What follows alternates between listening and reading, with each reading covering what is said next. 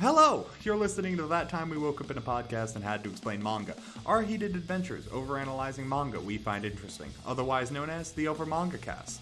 I'm Matt, and tonight we read Blue Period by Tsubasa Yamaguchi, the lovely coming-of-age story where a high school delinquent decides he wants to do art real good, and is also a werewolf. But maybe not. Maybe we just don't understand how metaphors work. Anyway, find out for yourself. We read chapters 1 through 12, so if you're avoiding spoilers or want to judge us harshly, that's our frame of reference. Enjoy the episode.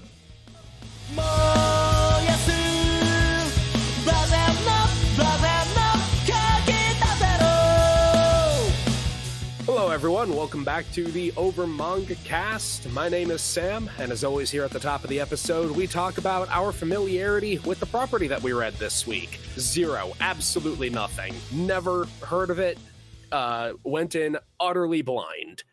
And that's really all I gotta say. So, Jake. I also went in completely blind. I heard Blue Period, and the first thing I thought of was, I wonder if Blue Gender back from the late 90s, early aughts was any good. I remember watching that on Adult Swim. This is nothing like that. So, my mind went to about the opposite place that this actually was. How about you, Matt? I actually have some familiarity with this in that I had this series recommended to me from multiple sources.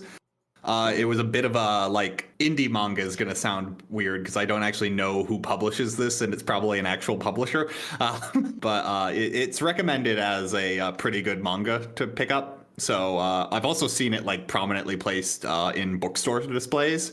So I got around to reading it. All right, and Jay. So I was introduced to Blue Period through Matt, and I thought the art was very beautiful, and the fact that, and I like art-based pieces, so yeah, curiosity won over, and glad that we read this. The art is really good, and one of the things I notice about this particular thing, which we're spoiling it a little bit, also you should have done the bare minimum of reading on it. It's about oil painting. What I really appreciate is when they do the colored first couple of pages you get in manga, where occasionally you'll get color pages. Normally that's done in watercolor. But what you get in Blue Period is full-on oil paintings, and it's really other and looks super good. Since this is what we're talking about, and it's not something that's going to come up through the plot summary, one thing I gotta say is I didn't actually have the highest opinion of, I gotta be careful about how I put this, because the colored sections looked fantastic, and all of the art pieces that exist within the story are absolutely gorgeous.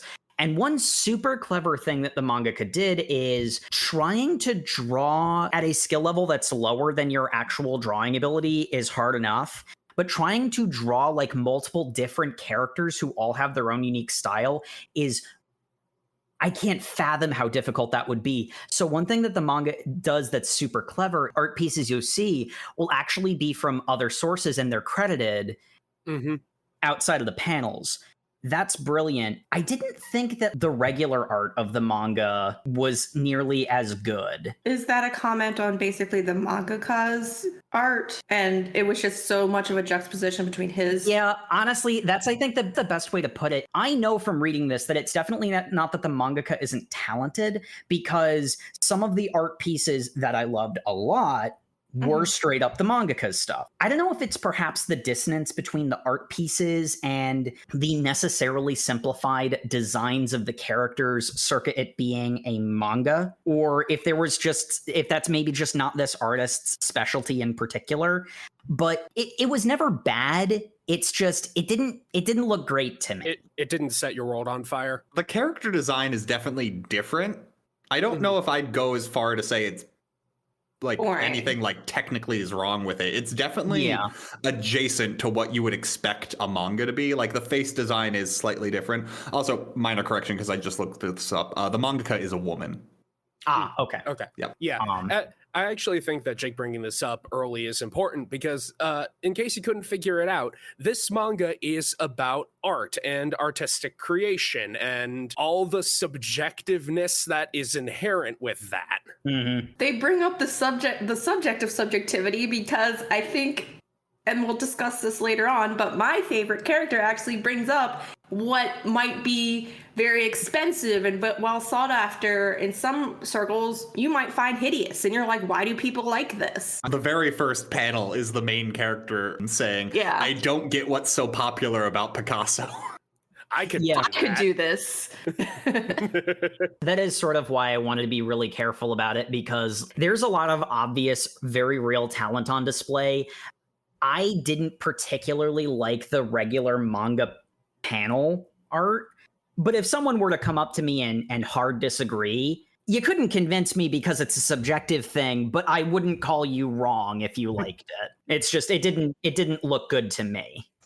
Which it's hard to not notice when they're talking about like art composition and stuff. Like that's why I felt like I had to bring it up, because normally that's a minor enough thing I'd normally not even bring it up. And with that caveat out of the way, we can get down to the plot of this manga, such as it is, because we start off with our protagoon, Yaguchi Yatora, and get used to Y names. There's a freaking lot of them, who is a second year in high school. He lives a very intense life. He parties hard, and yet he still studies hard enough to be a top student. But he lives very specifically an extraordinarily regimented life, which is actually pretty cleverly juxtaposed with the fact that part of his regimented life, hanging out with friends at a bar. Like, his party time is like carefully allotted and regimented out as well. Yeah, and it could be argued that this is what makes him so well-rounded and well-liked, because yes, they bring up, oh, he's a delinquent, but he's also a very intelligent delinquent who performs well. So it's kind of like he's a delinquent, but he's still somewhat well-respected in the school. And he even outright says he's good at getting people to like him. Put in a less flattering way, that this is not how he puts it, but it is the subtext. He's good at faking it. He's good at playing your friend, even though he doesn't necessarily care about you. But like, I'm not sure that is necessarily the subtext that he's faking it, because I think what he's saying is a through line that goes through the manga as a whole is like the difference between talent and hard work. And like Yaguchi, his entire thing is he doesn't really even believe in talent.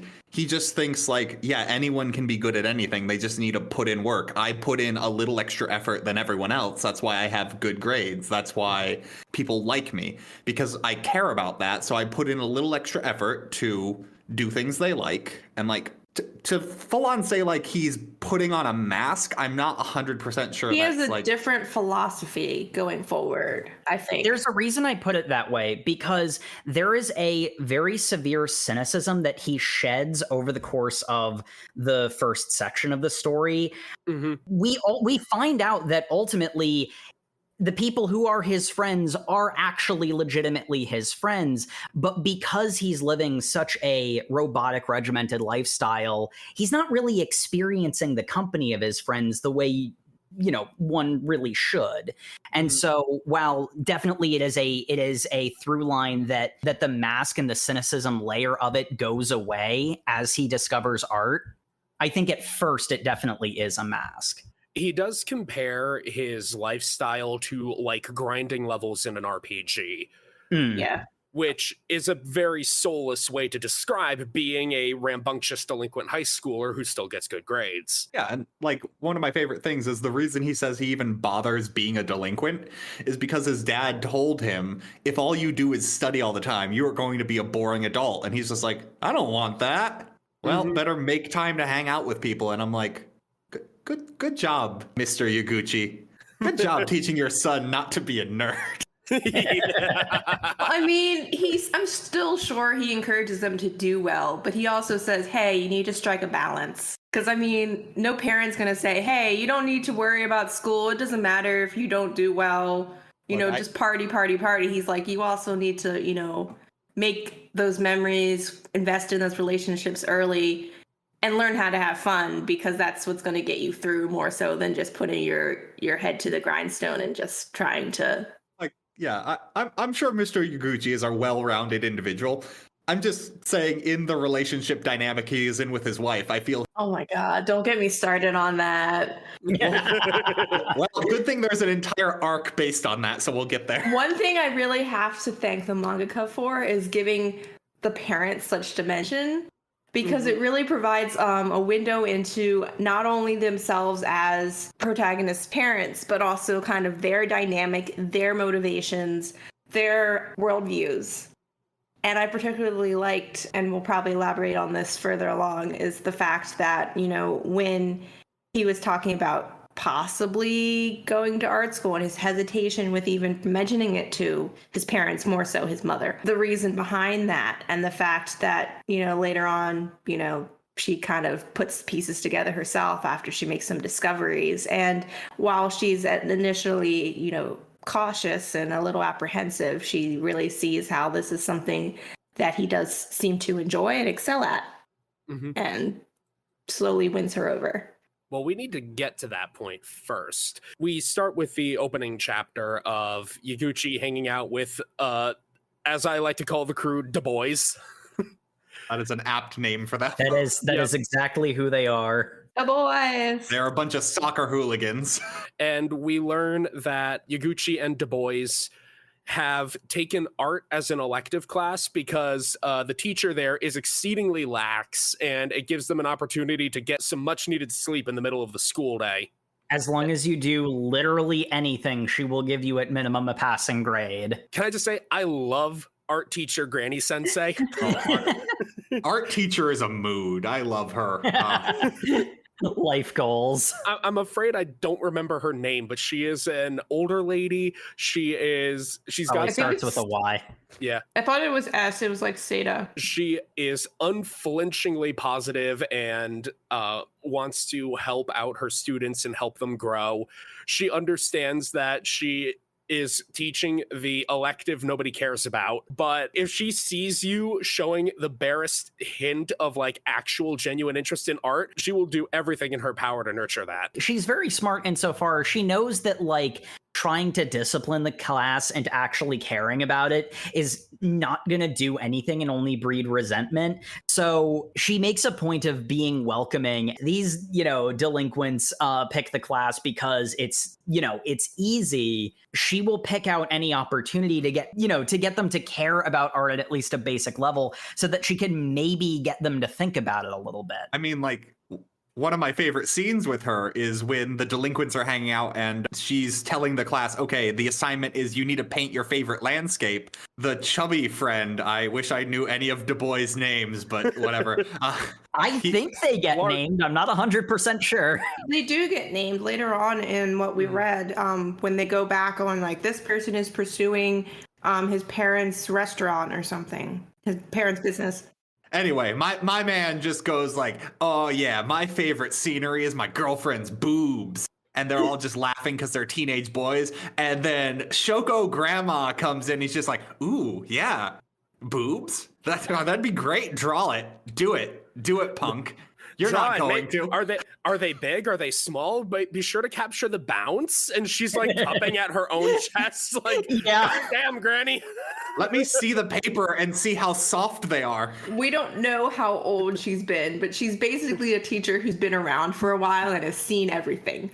Heard everything. Oh, you cannot surprise this woman. Plus, like, there's also the level of, like, the artist in her that's just like, I said to do landscape and you full on want to do human anatomy. That is like several degrees harder, and I applaud you for the effort if you're going to do it. Like, that absolutely highlights why Saiki Sensei, thank you, Jay, for finding that, is like one of my favorite characters. She is delightful every time she shows up. She's not actually the one that inspires our boy Yaguchi to join the art club. It's a bit roundabout how he actually gets involved. There are 3 characters involved, and only one of them is really a genuine inspiration to pursue art, but she and the other 2 characters are also pivotal in facilitating. Yeah, Yaguchi awakening to art. For clarification, I think it was he actually walks in and see his senpai, Mori, working on her, I think, final art piece. Mm-hmm. Or one of her final art pieces. We find this out later, but it's going to be her exam entry for the art college she plans to go to. And she's the one who's the actual proper inspiration, because he sees on this just absolutely massive canvas a beautiful oil painting of two angels. Like, he's so struck by the beauty of this amazing piece of art. Again, this is one of the ones that was like, this was specifically done by the mangaka. You absolutely cannot question this woman's art abilities, because yeah, buddy, Yaguchi, I get it too. You know, and I wasn't even seeing it like in person or whatever. This is on like a F100 like size. Like, this is a painting the size of a person. It's a wall. It's a wall. Oh, it's bigger than a person. It's like 9 feet tall. That's the truest and most direct inspiration. But we also have a sort of frenemy rival type individual in Yuka, who is my other favorite character. Great character. Hard to define, which actually fits their entire personality. Is hard to define. They don't want to be defined. Yeah. We'll get more into Yuka, but like the most immediate thing is Yuka and Yaguchi have one of the strangest and yet one of the most genuine relationships in the entire. Isn't it because they've been together, like they've been schoolmates like since elementary school? It's because they know each other that well. Like there like you can feel the history there, that like all the quirks and idiosyncrasies of their relationship obviously come from something that happened between them. Very, very genuine. Specifically, what ends up happening with Yuka is that it's very quickly established that Yaguchi and Yuka will constantly fight, nearly, not quite, but nearly to the point of violence whenever they interact with each other. At least when it comes to like verbal bantering, they are on site. Well, it's not just verbal bantering, it's body language too, because it's like you come to learn that they never actually take a swing at each other, but they definitely act like they would. And it's like the people who know them know not to break them apart, but everyone else is always really scared whenever they see each other. And basically, Yuka just goes up to Yaguchi and says, "Hey, you're helping the art class move some stuff." And they banter, and then he does that because... What? Why? Why would I do that? Because I said so. Come on. Because running theme of Yaguchi is, despite the fact he puts on a tough appearance, he still wants people to like him and is willing to put in effort to get like the minimum amount of effort to help this person out is worth the social like capital he gains from it. Is really grinding levels in an RPG. You take every side quest. Yeah. One of the things that Yaguchi is specifically helping with is moving the F100 canvas that Maori Senpai's magnum opus piece is on and moving it into the art club. He sees it unveiled in all its glory. It makes him see the world differently, which is a pretty consistent theme throughout. Awakens something deep inside of his soul, and he specifically focuses on the use of gradients, particularly, and I believe the color is green. In Mori Senpai's art, that's what he focuses on. Yeah. He sees it when it's not quite complete yet, and one of the things he notices is one of the angels has noticeably green skin. He will later find out that mixing that green tone with another tone makes a very realistic flesh color. That sort of extra depth to it is something that he had never really understood about art, because he'd never looked into it before. And like, you know, this goes back to like the idea that he lives such a regimented life. He sees art as being a waste of time.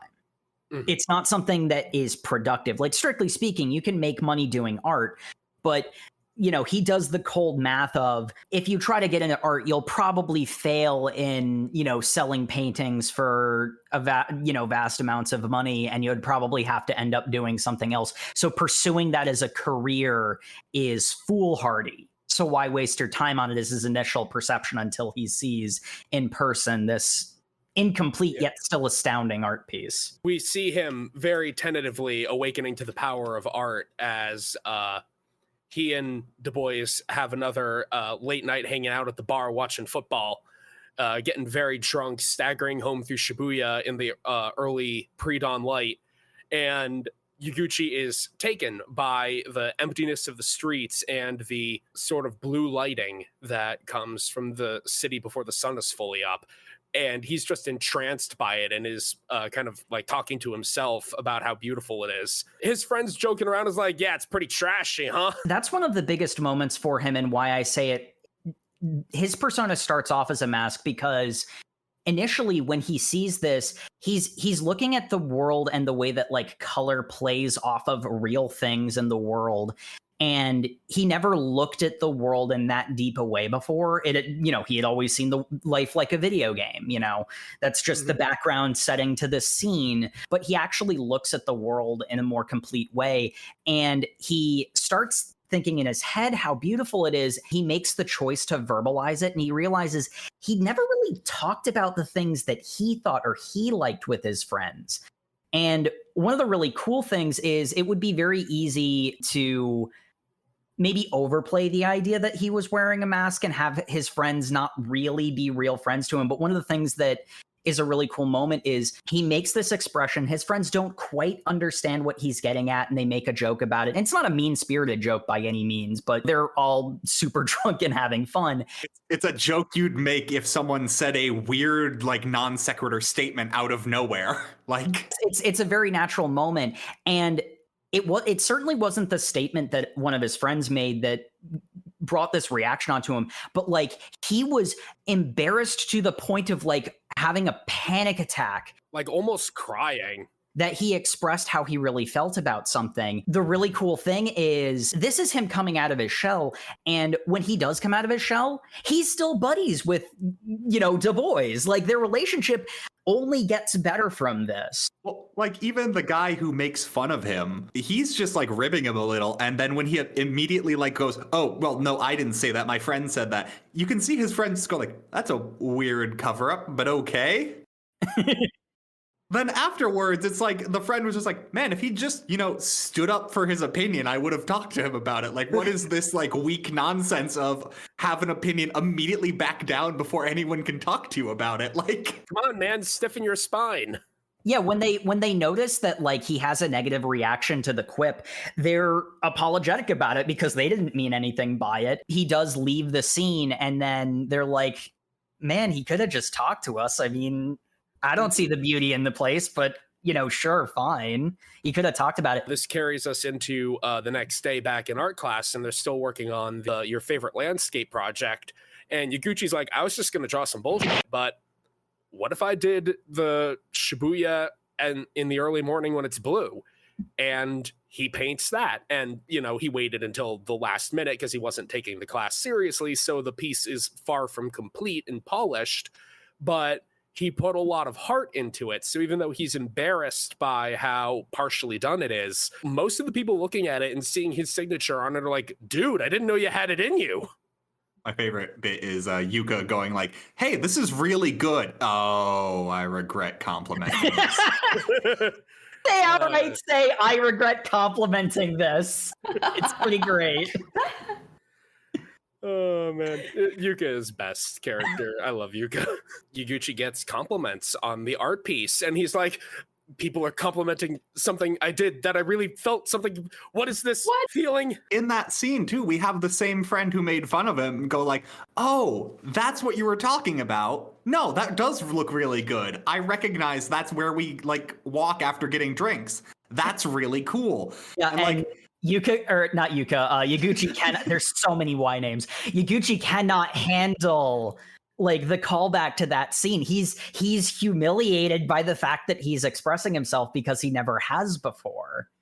It's a very vulnerable and real moment from him. And so he decides to join the art club. And then the next two chapters definitely happen. Yeah, this is the part where Blue Period goes from an interesting exploration of a character learning to express himself to what I call Dr. Stone for artists. Yeah, because as much as I love the teacher, these next two chapters are literally her explaining the basics of painting, and then also how the professional art scene, and more importantly, the collegiate art scene works in Japan. At which point, especially for the latter of those two, if you are not a part of, the groups that's relative to, it is extraordinarily dry. Oh, I skipped over the entire page that was just listing all the different colleges and their merits. And because at that point, the characters had already told you anything that wasn't a public university was out of question. So I'm like, what is the point of these? These are not going to matter to the story. He has one option, which is Tokyo University of the Arts. Also known as Gaidai. Gaidai. Also known as the best school in Japan, if I'm to understand love. But the hardest to get into. I guess it's kind of like Harvard, where it's not as expensive, but it's considered like. But it's a public university. It's publicly funded, so that's why it's less expensive. But it's harder. They are able to have more difficult, rigorous admissions. Yeah, that's the interesting thing with every country that isn't America is public universities are typically better because they have money put into them. Weird. Funny how that works. Though this is also the point where I have to point out that this is another one where, certainly not because of the quality of the series, but I'm not that big of a fan of Blue Period. A little thing about me, I've had an eye problem since I was born, and it didn't actually get caught until I was in the 2nd grade. I literally can't draw stick figures. So the fact that it goes so deep into art theory, and that is honestly the meat of the story going forward, it lost me right about here. It's okay, Jacob. I feel the same way when I'm reading Dragon Ball, and I'm like, man, they're sure talking a lot about Ki Blast. I can't do Ki, so just clock it out.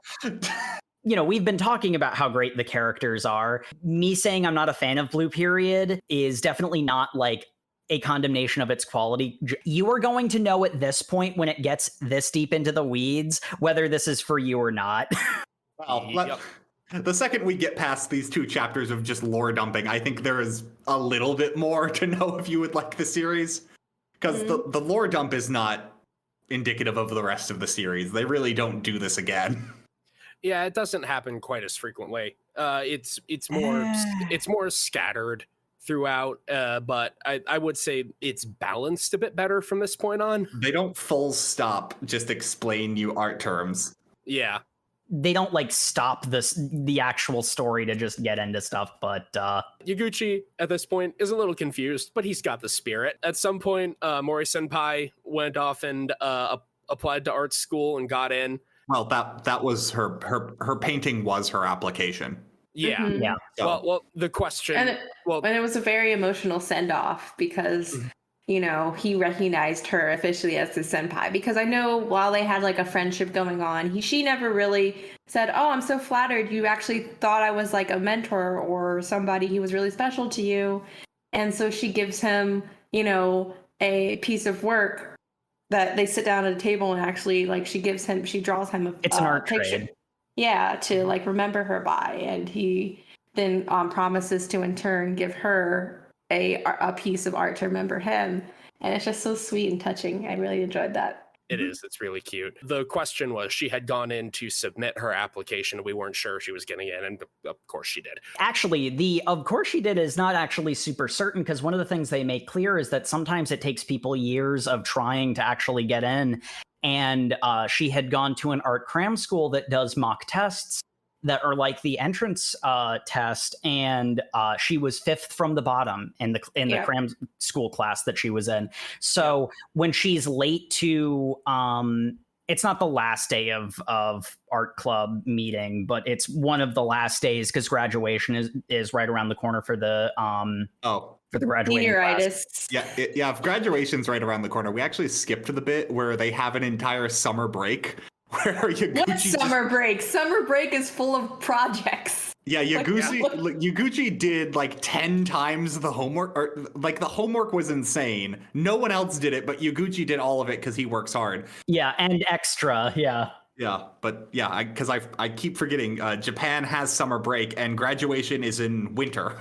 Mm-hmm. And it's so frustrating because I love the flex that Sensei was just like, "So did everyone have a great summer?" And it's like, what summer with all the work you assigned?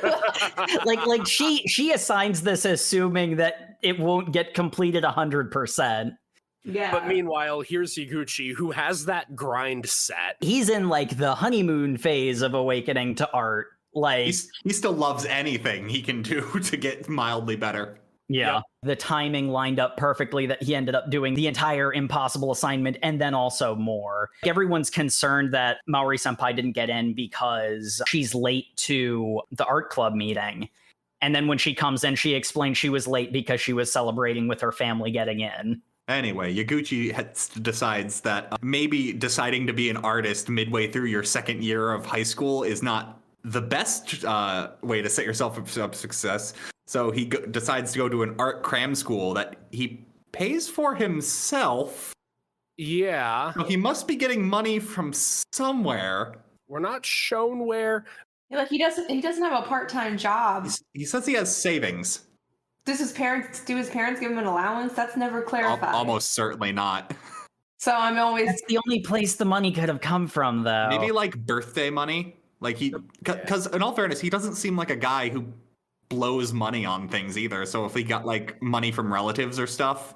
I don't know. He goes out drinking with his friends and ramen all the time. I'm going to be honest. I think, oh, you're right. He probably does. Ramen's relatively cheap if you're getting it from a place at 6 a.m. Like, I know, but I'm just saying, like, he has to get that money somewhere. We know that Yaguchi has that grind set, so I would not be surprised if he also had a part-time job that just doesn't get mentioned on panel. That would cause a lot of problems with Japanese society, but yeah, whatever.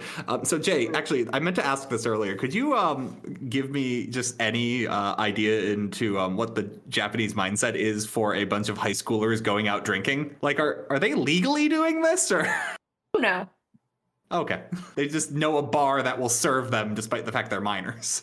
Yeah, okay. So I want to say they're definitely not legally drinking, but in some areas it's more lax than others. It's kind of like the mentality of, yes, it's illegal, but at the same time, like, you young kids, you're just being rambunctious and whatever. So yes, they could get quote unquote reported or caught, but they would be the ones in trouble, not necessarily the business.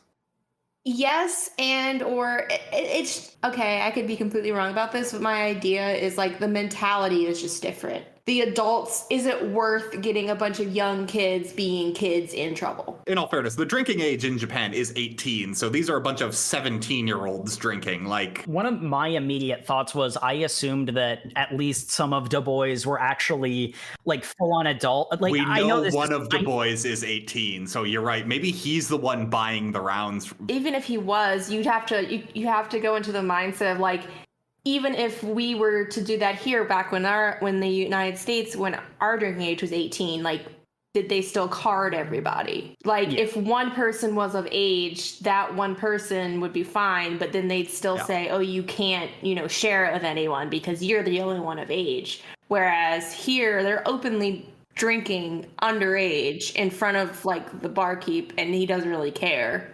So I'm sorry I took us on this tangent. My main point from that is I don't think Yaguchi's paying for his drinks. Yeah.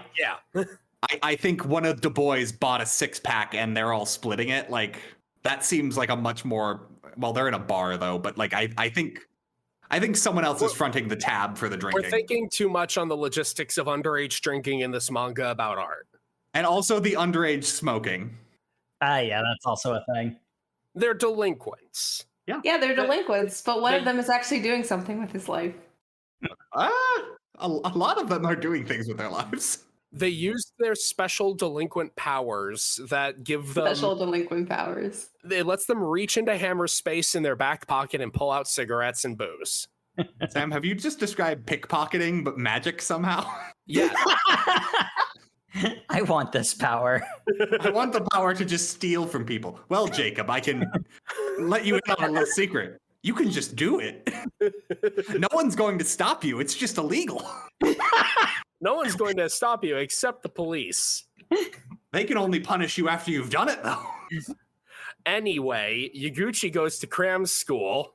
Learning strange morals from these people, and I'm concerned. Yaguchi goes to cram school and meets the worst character. God, I hate Takahashi so much. You immediately jumped on him. I thought you were talking about his cram school teacher. I love her. She's great. Yeah, Oba is like creepy, weird, and I love it. Oba is big and loud, and I love her. Okay, I'm glad that you mentioned the creepy thing, because there is one thing that I couldn't help but notice, and this isn't really a complaint, this is just an observation.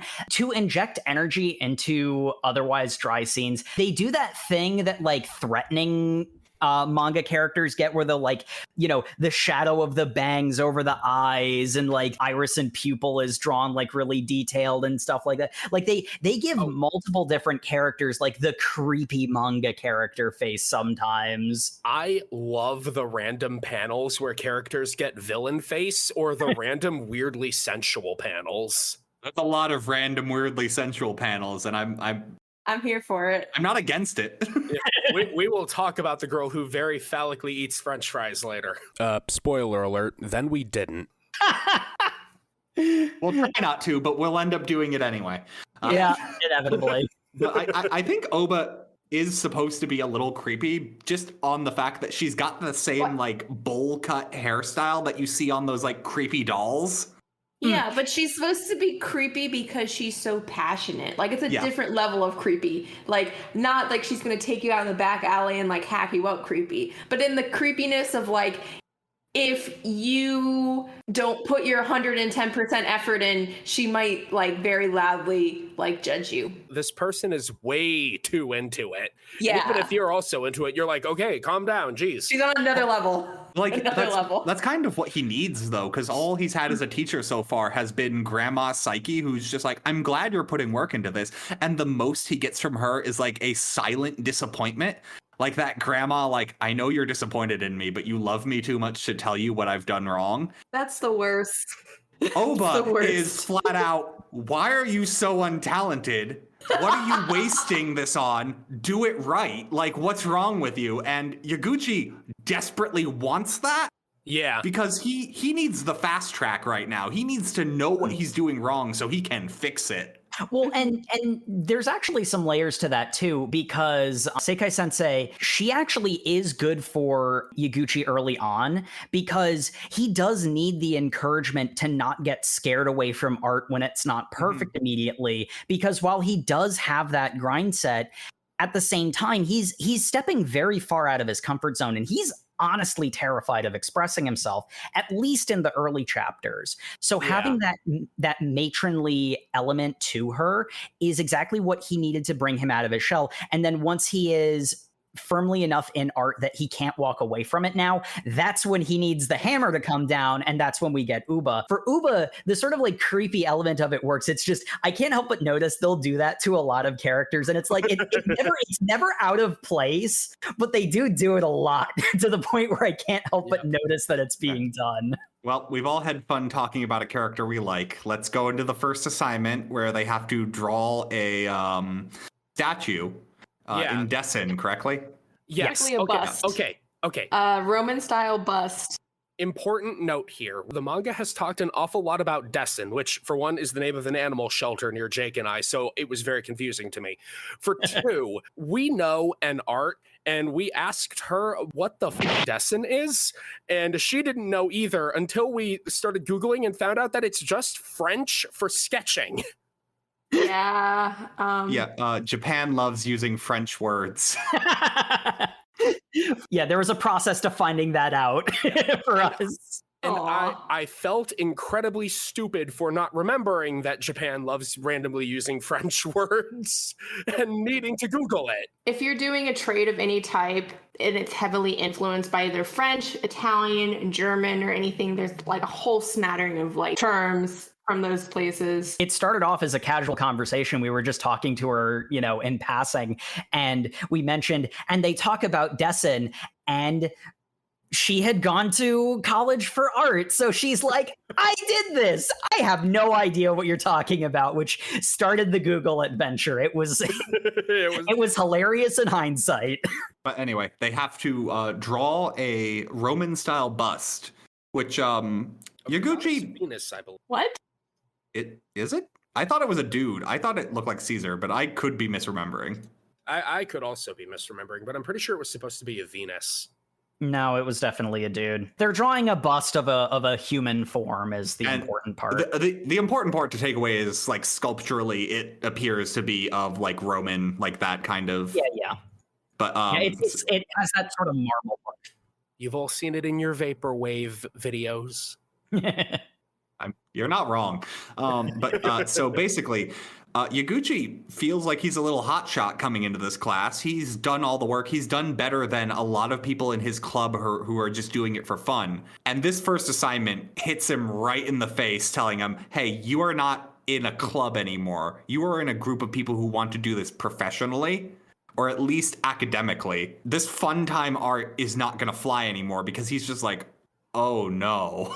Oh no. He did okay, but compared to everyone else doing it, okay is not good enough. Especially two pieces are just above and beyond, like so far above and beyond everyone else. One of which belonging to a woman who does it on a fully black canvas, which is really impressive and is pretty good. Yep. But the one that is like far beyond everyone else and is immediately singled out as the best just on sight belongs to a individual known as Takahashi, who we all hate. He has another Y name. We're just calling him Takahashi. He is most often referred to by his last name, but yet another Y name. No one wants to be close enough to him to even dare use his first name. Well, it's not just that people don't want to be close to him. He also doesn't want to be close to people. It's weird. It's like, I just want to be alone. All you guys are beneath me. He's such a little gatekeeping punk. He calls everybody else posers. He is that kid. Like, his sketch of a bust is so good, and the teacher asks him, how many times have you done destin work on bust? Like, this is clearly practice. And he goes, I just did it for the first time. It's not the fact that he's answering the question honestly. It's that he answers it in such a way that seems to imply everyone else should be just as good or they should quit. And I'm like, I hate this kid. Oh, yeah. This kid is eminently hateable. So, unpopular opinion incoming. I hated him too, but clearly less than the rest of you because I saw a lot of myself in him. Oh, no. Well, Jacob, I didn't want to bring this up on a recorded podcast, but I'm kidding. No, like, jokes aside, that was me in high school, pretty much before I met Sam, and I met Sam before either Jay or Matt. The way Takahashi is, that was me in high school in my freshman year. So I hated him too, because he's a little gatekeeping asshole. But I didn't hate him nearly as viscerally as, because like when everyone else brought up the name with such contempt, I'm like, I didn't think he was that oh, I identify with him. Crap. Yeah, let me just make an official statement. As a manga and anime discussion podcast, obviously the OverMangaCast does not judge people based on how they acted as freshmen in high school. That should just be obvious from the very nature of what we are. Yeah. Yeah. I know you Naruto ran through the Walmart parking lot. I know you did it.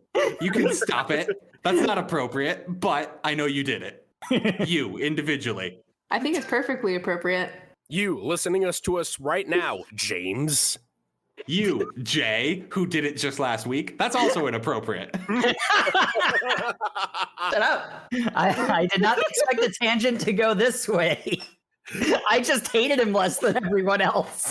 Well, anyway, so the main thing is the entire class is basically just talking about like what a prodigy he is, which kind of culminates with Yaguchi and Yuka. He went with Yuka. Yuka also went to the cram school. That's right. He goes to the cram school, and then that session of cram school ends, and then there's another cram school session later. And in the first one, he's in the same class with Yuka. Yeah. Well, okay. So we probably should establish this. Yuka is kind of a weird rival because they specialize in traditional Japanese painting, which is treated as a completely different like path than the oil painting that Yaguchi's on. So they're never going to be direct competitors. And even in the cram school, they're in completely different classes. It's literally like comparing apples and oranges. You just can't. The important thing in the first cram school is Yaguchi doesn't even know what he wants to specialize in yet. He just picks oil painting because it's what His senpai did. Yeah. And it is over the course of the first cram school where he's, like doing all these various things. It's at that point when he solidifies that, yes, this is indeed what I want to do. But like at this point, he's in the same class as Yuka because it's not as specialized a class as he will be in later. Like a gen ed kind of thing. Yeah, the main point is why I brought it up is he and Yuka have a conversation, which eventually culminates to Yaguchi is talking to Yuka just basically like, I don't understand why he's so much better than me. Like, what do I need to do to reach that level? And Yuka kind of just flat out tells him like, hey, do you see how everyone else in your class just basically gave up and started worshiping him like a god? The fact you think you can reach that level is what you need to think. You can't like think things are unobtainable to you because someone's better than you. You can get that good too. Yuka basically says, shake your fist at God. What's he gonna do about it? Again, I love Yuka. They're great. Very on brand for Yuka to go like, hey, this is the established way things go. The establishment. Going back to like one of the important elements of how Yaguchi works, when he starts the series, he thinks that talent basically doesn't exist. It's how much effort you put into it. And in going to the cram school and realizing how much he is a big fish in a very, very small pond, it slaps him in the face with the idea that talent absolutely is a thing. What Yuka tells him is it basically like synthesizes the way he was already thinking with a more nuanced and more complete understanding of the situation. Talent is a starting point. You can work up from there based on how much effort you put in.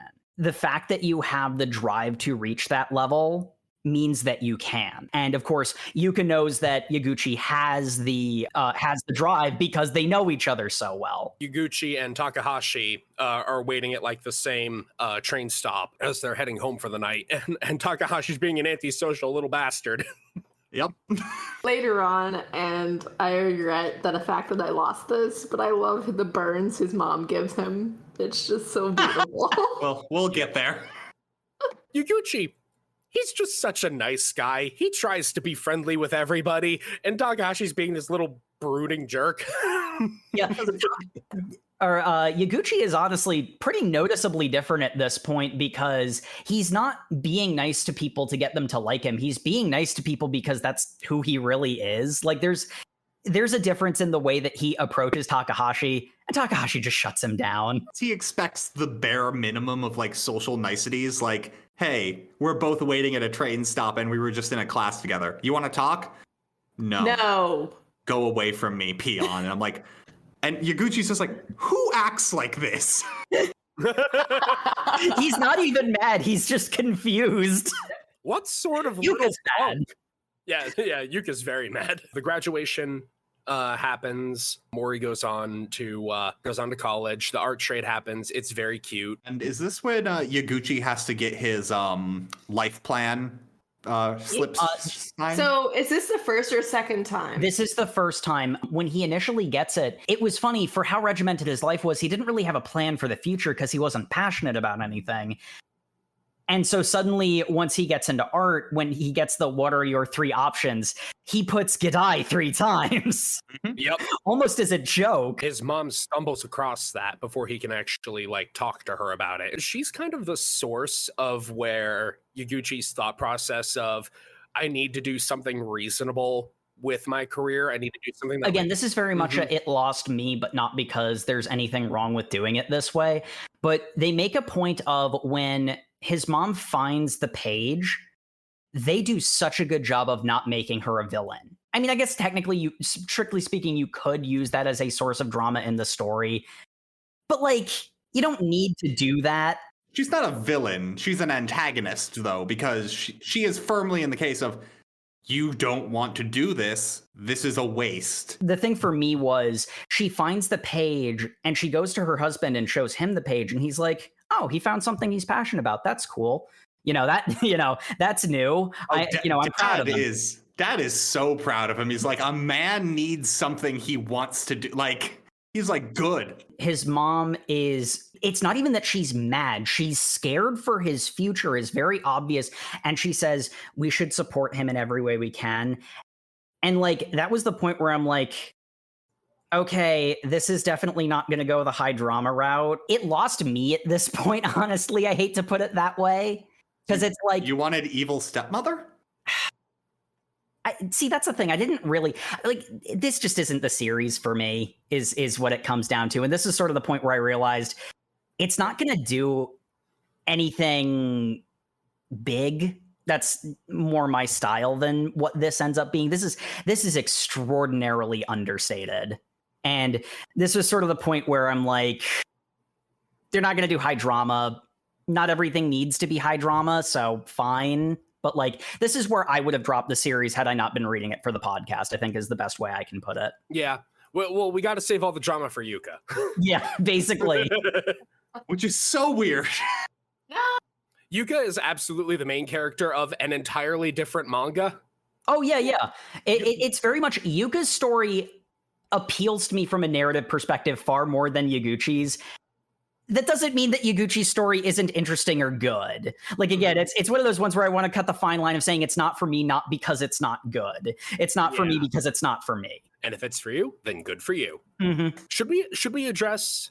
Well, actually, we're about to get into the elephant in the room. Yuka's got a whole chapter that basically culminates with everything that you need to know we would discuss, because it's time for more cram school. Mm-hmm. Yeah, this is the part where Yaguchi is getting. There's an element of it almost feels like a pipe dream that he just like stumbled into art. There's like an element like to Yaguchi, it feels like he's living a fantasy.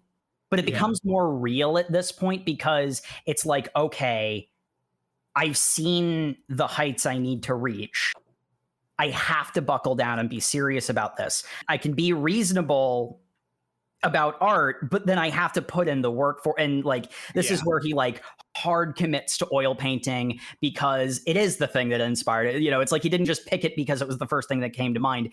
He picked it specifically because it's what he wants. And he goes, I need to make art friends. Mm-hmm. Oh, hey, other main character in the cram school. I love how in the second cram school, he identifies who the main characters are by their haircut. It's like... It's here where we get introduced to Jay's favorite character. Hashida is pretty great. Hashida is this big dude with two braids that he says symbolizes his dedication to his dream. Yes. It's inspiring. He's got a very devil-may-care attitude that I very much enjoyed. Yes. Hashida is very much like, he also gets a lot of the like spooky shadow face shots as well. And it's like, if this was a different kind of series, he would be so scary. He'd be really threatening, yeah. That's not who he is, but like... He's like a head and a half taller than Yaguchi, so every time they're talking, Yaguchi's kind of like craning his neck up like, okay. There's a looming feel that Hashida has, yeah. You are Larg. Well, that's the thing. He's tall, but he's also very thin. Yeah. So, like, again, in a different series, he would be an extremely threatening character. Here, he's just charming. In my Slender Man one shot about a school in Japan. Takahashi's also in this class because we got to keep this annoying little bastard around. Speaking of keeping that annoying little bastard around, let's go to the art museum. I was going to make the joke Slender the 8 pages of Dessen, but... Ooh, that's also a pretty good joke. Yeah. That's good, yeah. But, yeah. So does Hakashi just have the 3 tickets to the museum? Or do they decide to go as a trio? No, Yaguchi is actually the one with the tickets. And, well, basically what ends up happening is... No. I think Yuka has the tickets, but gives them to Yaguchi. Mm-hmm. Yeah. Because this is after a conversation when they're like, I don't know what types of art. I haven't really looked at art before. And Yuka's, well, I have these tickets to like a museum if you want to go. And then they're like, I have a date. I have somewhere else to be. So take the tickets. And here's poor Yaguchi looking at the 3 tickets like, well, the one person I would have asked to go to the art museum with me is given me all 3 of the tickets and was very clear about not going with me. So it's also a weird number of tickets. Why did Yuka have 3 tickets to the art museum? It's not like they were planning on going on a date with someone there. That'd be 2 tickets. Hey. Do not judge their lifestyle. You're right. Actually, I could totally see Yuka could take 2 people. I'm not going to judge them, but I think we need to get across just how much this was Yuka handing this off and just like, I'm not going with you. Because Yuka gives Yaguchi the tickets, then turns to another student and says, hey, will you go on a date with me? Since these plans did not already exist, you decided you didn't want to go and then decided to make plans in front of him. Yuka is the queen of making plans and then abandoning them. But yeah, and then here's poor Yaguchi like, okay. This isn't enough tickets for me to invite the boys. I can't invite the boys. I need to collect 2 friends. And unfortunately, Takahashi happens to be in the room at the time, so... Hashida, appears behind us, we could go. Conveniently, Takahashi knows Hashida. Yes, because they go to the same high school. Do they go to the same high school? I thought they only went to the same cram school. Nope, they also go to the same high school. That's the only reason why Takahashi even acknowledges Hashida's presence, because it's Takahashi. Oh, how gracious of him to acknowledge your presence. And Hashida's like, yeah, don't worry. He was always this much of a weirdo in high school, but don't worry. He's too socially awkward to tell me no, so we're all going. We're all going to the museum, where Takahashi will immediately abandon us. He really do, though. So it's just Hashida and Yaguchi walking around looking at art.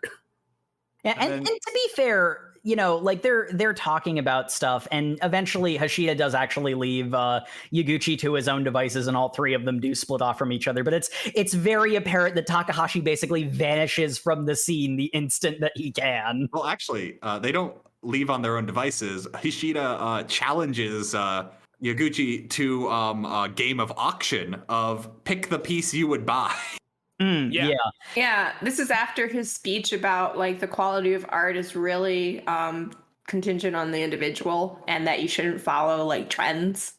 So pick something that you actually like and that you would spend, a lot of exorbitant amount of money on, not, what people say you should like. If I went to a 5-star restaurant and they served me a Big Mac, I'd be like, hot damn, I love Big Macs. And I'm like, Hashida, hold on.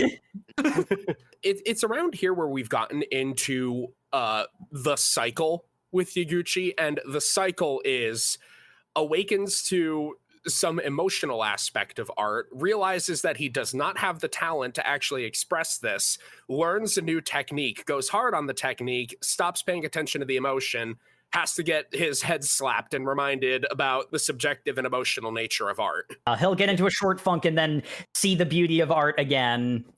Repeat ad infinitum. This is when he starts learning, hey, I should try copying what I see in these famous art pieces, because clearly people like them, so I should try and go for that style. And that's when he gets the big hit on the head of hey, you know why those are good and yours are garbage? Because they have actual composition. You've got, I don't know what this is. There's a plan. Yeah, I was about to say, did we skip Yuka's date? This is the start of the cycle, but what comes next is Yuka's date doesn't go well. Yeah. We should probably clarify. I don't think we've mentioned it yet. Yuka was introduced as being a crossdresser. Mm-hmm. Yes. You might have noticed, dear listener, that we've been using the non-specific they pronoun because Yuka is physically male, but seems okay with that identity.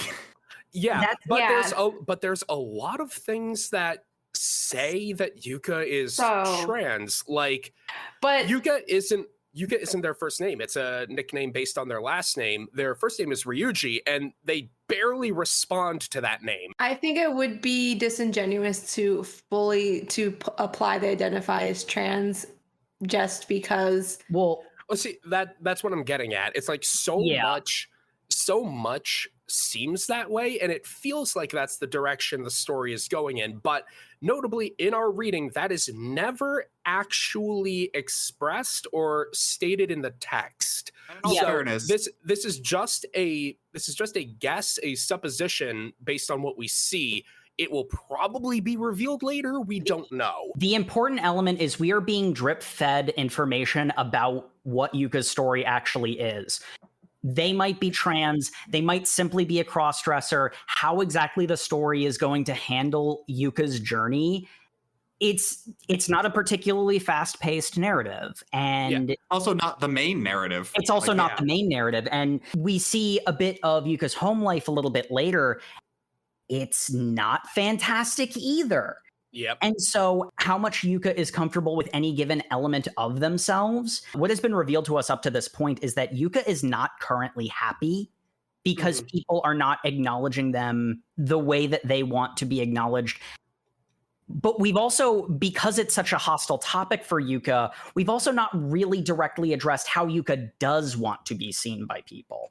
Yeah. Because how much of Yuka is hiding even from Yaguchi is very hard to say so far. Like, I think the main thing we get is, which I guess the main point of this is what happened was Yuka's date. They told them that they were biologically male, I suppose. They said they were a boy in the text. The response was a hug and, sorry, I don't really want to do this. The person was obviously trying to be polite, but he was trying to be nice. But said, I'm normal or something to that effect. And I was like, ooh, big oof. Yeah. He gives Yuka a hug and says, I'm so, and like you can see from the look on his face, he's trying to be nice about it. But he says, I'm not a weirdo. Like he phrases it that harshly. And Yuka takes the bat as well as you can expect. It's very genuinely painful for them. Yuka's got a pretty good comeback to that too, of like when talking to the Yukichi about the fact just like, would he have hugged me if I were a girl? Like the hug was pity that they did not want. Yeah. Like, in all fairness, the entire conversation is essentially Yuka saying like, normal is stupid. I don't want to adhere to any roles because like it's basically just a monologue about like, and that's what makes me think they're not trans. They might be like non-binary. I'd say gender fluid is a pretty... Or gender fluid or non-binary are definitely also options. I would say based on what we've read so far, I would lean further to those because there's not like any... Yeah, that's true. There's not any strong indication that Yuka views themselves as a woman as opposed to anything else. I think Yuka views themselves as Yuka. And also... There's also evidence in the reading that they don't reject being male or being female. They actually are a hodgepodge of both because they are identified as wearing male and female attire, depending on how they feel. They respond to male and female pronouns. One of the volumes have a bonus four-comer at the back where Yuka makes a joke about being a crossdresser, so it's not like that's... It's not like they're uncomfortable about that aspect of them. They're just like, why can't I just be me? Why can't people just accept how I want to be? Like, this is... And again, that's why I was being very hesitant with like saying definitively this is what this is. Because again, the text has not told us. The text has given us a lot of hints, and this will probably be revealed later. I'd be very interested to know. One thing I will give, Yaguchi's got great listening ears because he is just sitting on the bench going like, wow. Well, he picks up, he's like, it looks like Yuka's date didn't go well. I need to go talk to them. Like immediately he breaks away from his friends and said, I need to go talk to them. It looks like things didn't go well. Doesn't try and solve their problem. Doesn't try and like go make the thing up. Doesn't confront the guy. Like, cause that's not. Yeah, that doesn't help. He's listening to someone he cares about. Is a weird, their relationship is definitely some care there. They definitely do care about each other. They're really good friends. They're very close friends. They would just deny it if anyone ever said that. It's a very subtle bit of character development that we've seen with Yaguchi, because not to say that like he didn't like listen to the boys when they were talking to him, but there was a very standoffish element to the way he listened to them. And it's very clear with Yuka that he is providing the sympathetic ear that they absolutely need. And, you know, he is genuinely listening to them and not, you know, trying to fix their problems or Yaguchi absolutely does not pity Yuka over this and is, you know, just totally understanding. It really goes to show how nice of a person Yaguchi really is. Genuinely is, yeah. So yeah, that's a lot of angst that happens. Which we then do get some closure from, because the next thing that the next thing that happens is the angst cycle of Yaguchi going through thinking he can be a good artist by copying others, until Takahashi comes in and is like, wow, all your pieces look like you're just trying to impress someone. And that hits him to the bone. Yeah. Yeah, it's another reason why I didn't have as strong a hate reaction to Takahashi. I could see he was actually trying to genuinely help. It's just he doesn't know how to people at all. And it makes him very, very obnoxious, but he was actually trying to help. The thing that gets me, and like why I call Takahashi a gatekeeping little asshole, is I can't remember exactly where Takahashi says this. I think this might be here after the art museum, but Takahashi says to Yaguchi, "Why are you even here? You didn't need to choose art." You know, implying that Yaguchi, with his work ethic and his position, he genuinely could have gone into literally any field and been okay.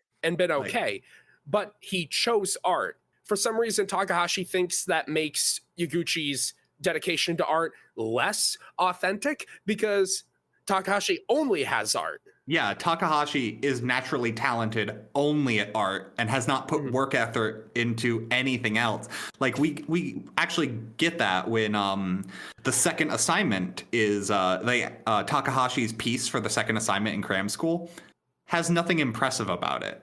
Yep. Like, it's not like anyone put effort into it. He was just really good at one thing, and yeah, it's technically fine, but it doesn't stand out like the other one did. Meanwhile, Yaguchi's was praised. Like, not a lot, but Oba said, this is pretty good. You've got a strong foundation here. That sort of thing. I didn't hate Takahashi as much as everyone else, but yeah, he is really obnoxious because he is a gatekeeping little asshole.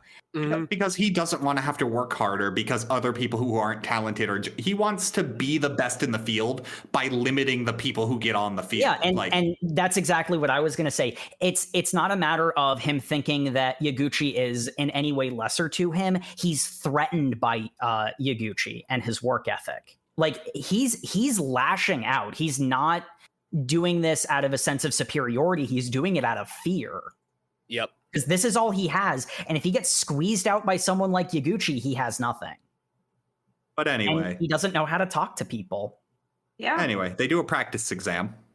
Oh, it's important to note that Yaguchi is like, man, I think I'm starting to understand Yuka a little better after that, like, real heart-to-heart we had. It seemed like we've got a bit of a connection going, and maybe I can, be a better friend to them. And, elevator dings open, and, like, it's the next day, and Yuka's already gone up to another guy like, hey, you want to go on a date? Yeah. Yeah. Forget about nerds. I'm all about jocks now. Yep. My favorite part is the jock says, hey, you want to come to the Fundoshi party later? Whoa. Yeah. Yes. Ooh, just buff guys in their underwear? Count me in. Which is weird because he's asking Yaguchi that. Yaguchi, who isn't buff, so it's clearly, you want to be a spectator? Which, that date might go well. Yeah, that date might go well. Shame. We clarified in the last episode, we do not kink shame. Yeah, that's true, we don't. We also don't clink shame in case you're a fan of bad steel-type Pokemon. But anyway, Yuka's amazing is the point of that. Yuka's amazing. They have an assignment. Yaguchi scores like ridiculously well after like getting his life lesson and stuff, and on the assignment, and scores really high up. And Takahashi takes this to be like, well, I guess this cram school is worthless for me. I'm gonna quit. Oh my god, I just wanted to scream and be like, wow, you really are a little turd. I'm not winning with no effort, so I guess I'm gonna go home by myself. I outgrew that, but I did that too. God, I hate how much I identify with this little... He's a little turd. I'm just... Jake, the first step is admitting you have a problem. Well, that's the thing. I grew out of this because, like, I recognize this is who I used to be, not who I am. But the fact that I feel this character at the level I do is like I'm cringing at my past self. I know my past self would think he's the best character in the whole thing, and that just Why does the mangaka keep making this character out to be the bad guy? He's right. Yeah, that's past me, and I hate it. Intervention, Jacob. The manga is calling you out. I mean, probably a few 2 years too late to pass Jacob. But anyway, after all this angst, Yaguchi decides he needs to go see some art at Tokyo University, otherwise known as Gadai. So he invites the boys along to go on a college scout trip, and I'm like, good job. The boys! They're totally on board with it. They don't really get it, obviously, but they have a fun time. And like, honestly, I love how their friendship has developed and become more real at this point. I love the fact they buy a bunch of beers at the college festival. That's in a panel, and they just buy beers. Yaguchi doesn't get any, but he gets coffee, which apparently has the same effect as alcohol on him. And is it possible to learn this power? I'm gonna be honest. Isn't that an Irish coffee? Yeah, maybe. That strikes me as the mangaka backtracking on how much you on the underage drinking. Yeah, like, well, I mean, honestly, I did get the impression, and I started to say this before, I did get the impression that before it was revealed that Du Bois were also students at the same high school, I thought that they were adults that Yaguchi hung out with. Mm-hmm. So I kind of assumed that like he was drinking water while everyone else was drinking beer. Like, because that seems like something that he would do, but it's not clear on it. So in all fairness, he always is sober the morning after, but like he does say he drinks in like an internal monologue. So it's like, what was the point of that? We sidestep that because, you know, it is underage drinking. Meanwhile, he still smokes. He smokes for him, too, which is a thing Yuka calls him out on, like, the first time they meet. He's like, you're only smoking because you want to be part of the cool guys. But then he totally just smokes whenever he wants to be an artist, too. So he's like, no, I do this for me. Damn it. Well, I think the first time he does it for him is when he starts doing art. Almost in spite of, about what Yuka said. Because, again, they may be friends, but they would deny it if they were asked. But anyway, Du Bois are running around the art school. I can assume buzzed because they do get a round of beers. At least one of them is definitely buzzed because they call him out on it. Yep. You have already managed to have too much. How? They also call Yaguchi out on it because he's drunk off coffee because he's just so excited to be around art. Yeah, Yaguchi has strong, like, high on life energy in this scene. But like the main takeaway is Yaguchi sees all of the art that people at the college he's trying to go to are doing, and he's just like, I'm not near this level at all. I need to do something because there is still a giant chasm between me and the people who got accepted. Like, there is a sea of people who got rejected who are worse than these people. Yep.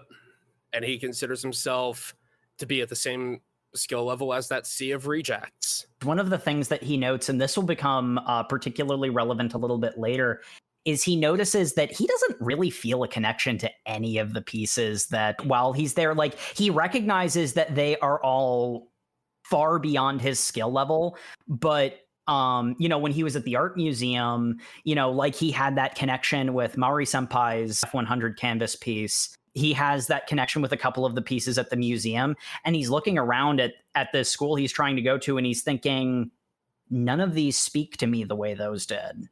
And like he then furthers that conversation along with grandma teacher Seiki Sensei, where essentially what he comes down to is they were all technically amazing, but like what was their artistic, like what was like good about them? Yeah, what was their vision? Where was their heart? I think exam pieces is something gets brought up by this is where exam art happens. It gets brought up by Takahashi. When Takahashi is giving his little gatekeeping, I'm going to quit because I didn't win speech. You're all posers. Yeah, one of the things he says is, my piece only did so badly because I can't do exam art. And that was part of the gatekeeping element of it. It's like, everyone else is fake, and that's why I didn't get first place. What Grandma kind of comes down on is like, yeah, because you obviously can't have an entrance exam without criteria. And unfortunately, a lot of art is subjective and has feeling behind it. So you can grade on technicality, but like a piece evoking emotion from you or evoking emotion from the artist, like that's real hard to put a grade down on. So that's what they mean by exam art. But the fact someone would say that's kind of dismissive, because she also doesn't like the fact someone that Yaguchi learned that term. Even brought it up. He has this conversation with her and then also later has a similar conversation with Uba. She outright says, yes, that was the thing the school used to do. It doesn't do it anymore because of how bad it is. Mm-hmm. And people realize that once you reach a certain level of technical skill, like intentional exam pieces only, reduces the quality of students who get in. People like using the fact that used to happen as an excuse, cough, cough, Takahashi, not that she knows to make that comparison. Oh, yeah, no, she doesn't put it as crudely as I'm about to, but I do love the subtle jab of Saiki-sensei essentially going, lol, thinking that exam art is still a thing, lol, couldn't be me.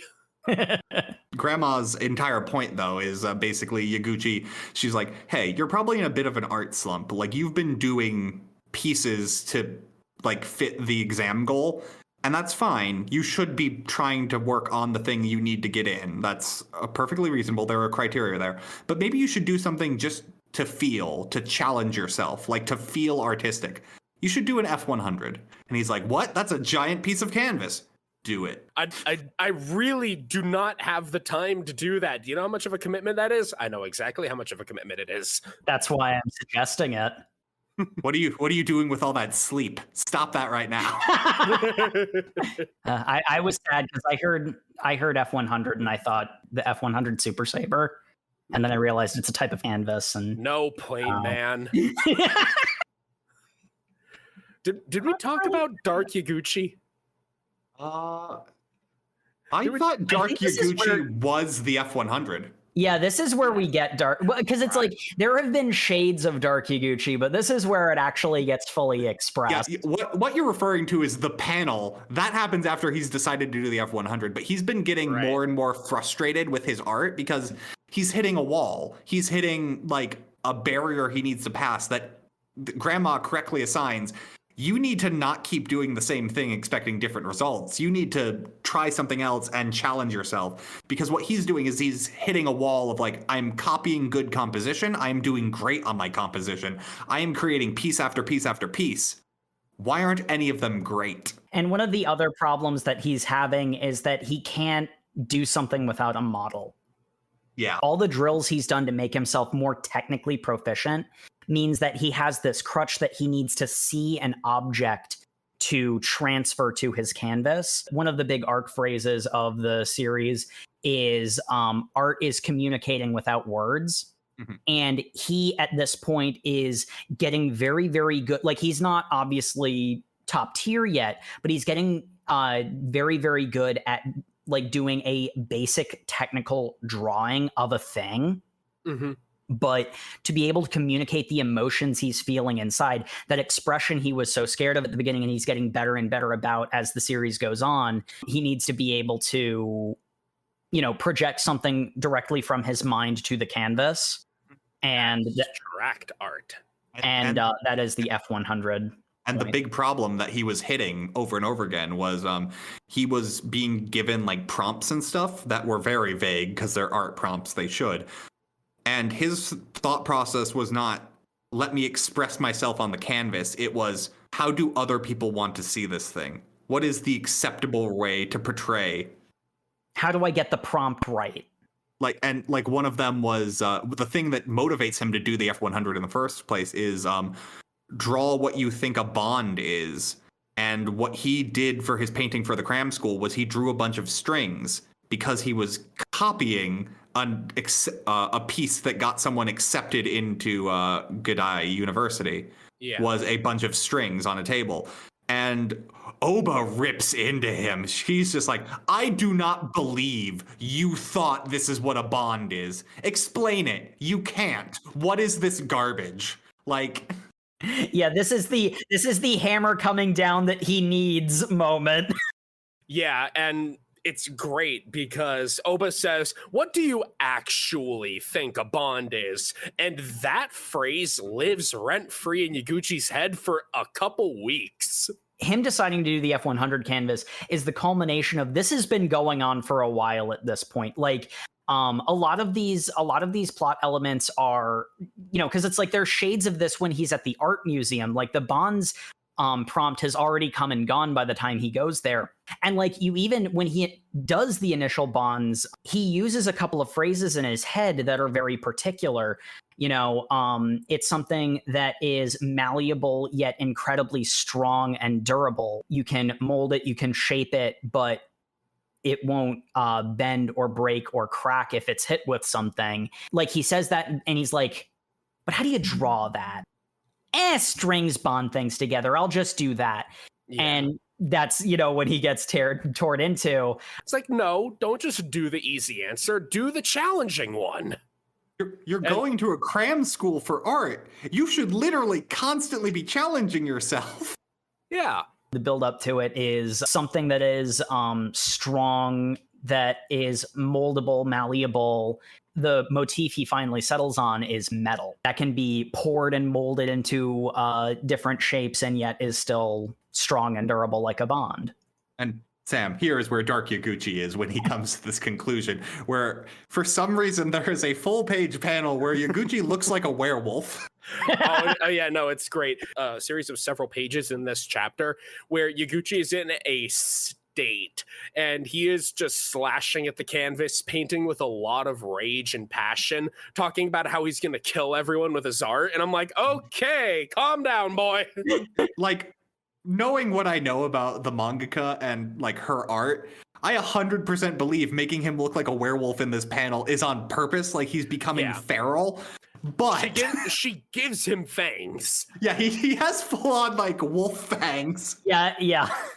In a manga that doesn't normally go like surreal with its metaphors, this feels out of place. I mean, I enjoyed it, but you are right. It does feel out of place. It's great because it hits you out of nowhere, but also weird choice when you've not done anything else like this. In all fairness, he also wasn't sleeping, so maybe he's just got a little...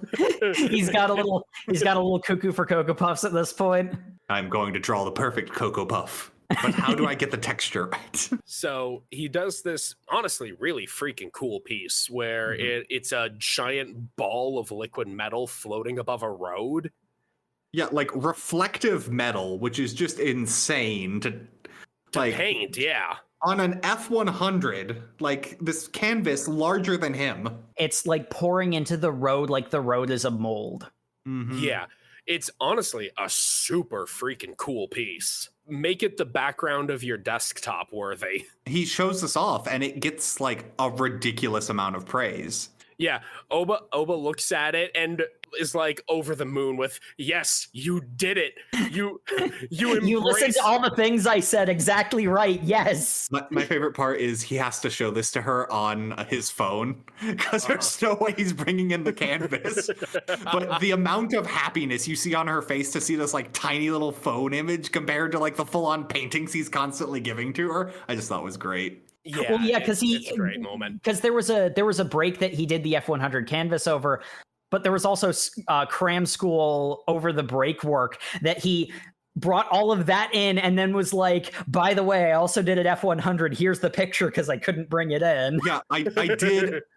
First of all, they get their cram school homework for winter break. As people in the class are going like, that's ridiculous. Yaguchi puts his hand up like, hey, could I do 10 more? I love that moment. That, again, complete grind set. This kid is like, hey, that's a lot of work that you're assigning. Can I do like triple that? Yeah. Yaguchi is great, but I had strong flashbacks in this scene to that one kid in school who's like, hey, you forgot to assign the homework for the weekend. And I'm like, I'm taking you out back. I want to punch that kid. I was just going to mention that because one of the interesting things is if Takahashi had done something like that, you know it would have come out completely obnoxious, and that would have been the only way to read him saying that. But when Yaguchi says it, it does have that sort of vein to it, but like it doesn't feel as like braggadocious or arrogant as that, because he's just so deeply invested in improving in his art abilities. It really goes to show the kind of character that he is, that you can feel the hunger in the line. And that hunger makes it so much like more endearing rather than obnoxious, because that could have, with a different character, that would have come off completely differently. Oh, you know, I think the werewolf fangs aren't so terribly off, because he's got that sort of lean wolf hungry energy to him throughout basically the entire manga after he awakens to art. Yeah, I just realized we're in winter break already. We skipped over convincing his mom that he wanted to be an artist. We did. Which he describes as the high-level quest, convince my mom. Which, yeah. I mean, yeah. It's great, because there's one part where he's trying to convince her that he can like do art. So he draws a picture of her, and her response is, "This is supposed to be me." Like, it's just such an anti-mom response, but also like she's not happy he's doing art instead of anything else at the moment. Well, so it kind of my makes interpretation sense. was that she was kind of shocked to see that was his portrayal of her, because I don't think she really sees outwardly how she appears to other people. When Yaguchi's drawing that piece, he talks about how much, like, it's clear that he inherited his work ethic from his mom, because something we didn't point out is that Papa Yaguchi is out of a job. His company folded, and that's why Mama Yaguchi is so like money conscious and wanting to make practical, reasonable decisions for the family's future finance. So I don't think the dad is fully out of a job. I think he's doing like weird part-time work at the time, because he still is gone for periods of time. I think what happened is he had a company that was a startup that was his that folded,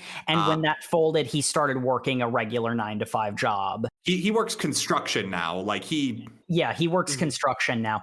And mom also has several part-time jobs. Yeah, which is why it was so heartbreaking, you know, when she first gleaned that he wanted to go to art school, and she's like, I guess I'll have to take, or was it cram school? She's like, I guess I'll have to find another part-time job. He paid for cram school on his own. It's when they accepted that he's going to art school, and they looked up what the public university is still going to cost them, and they're like, oh my God.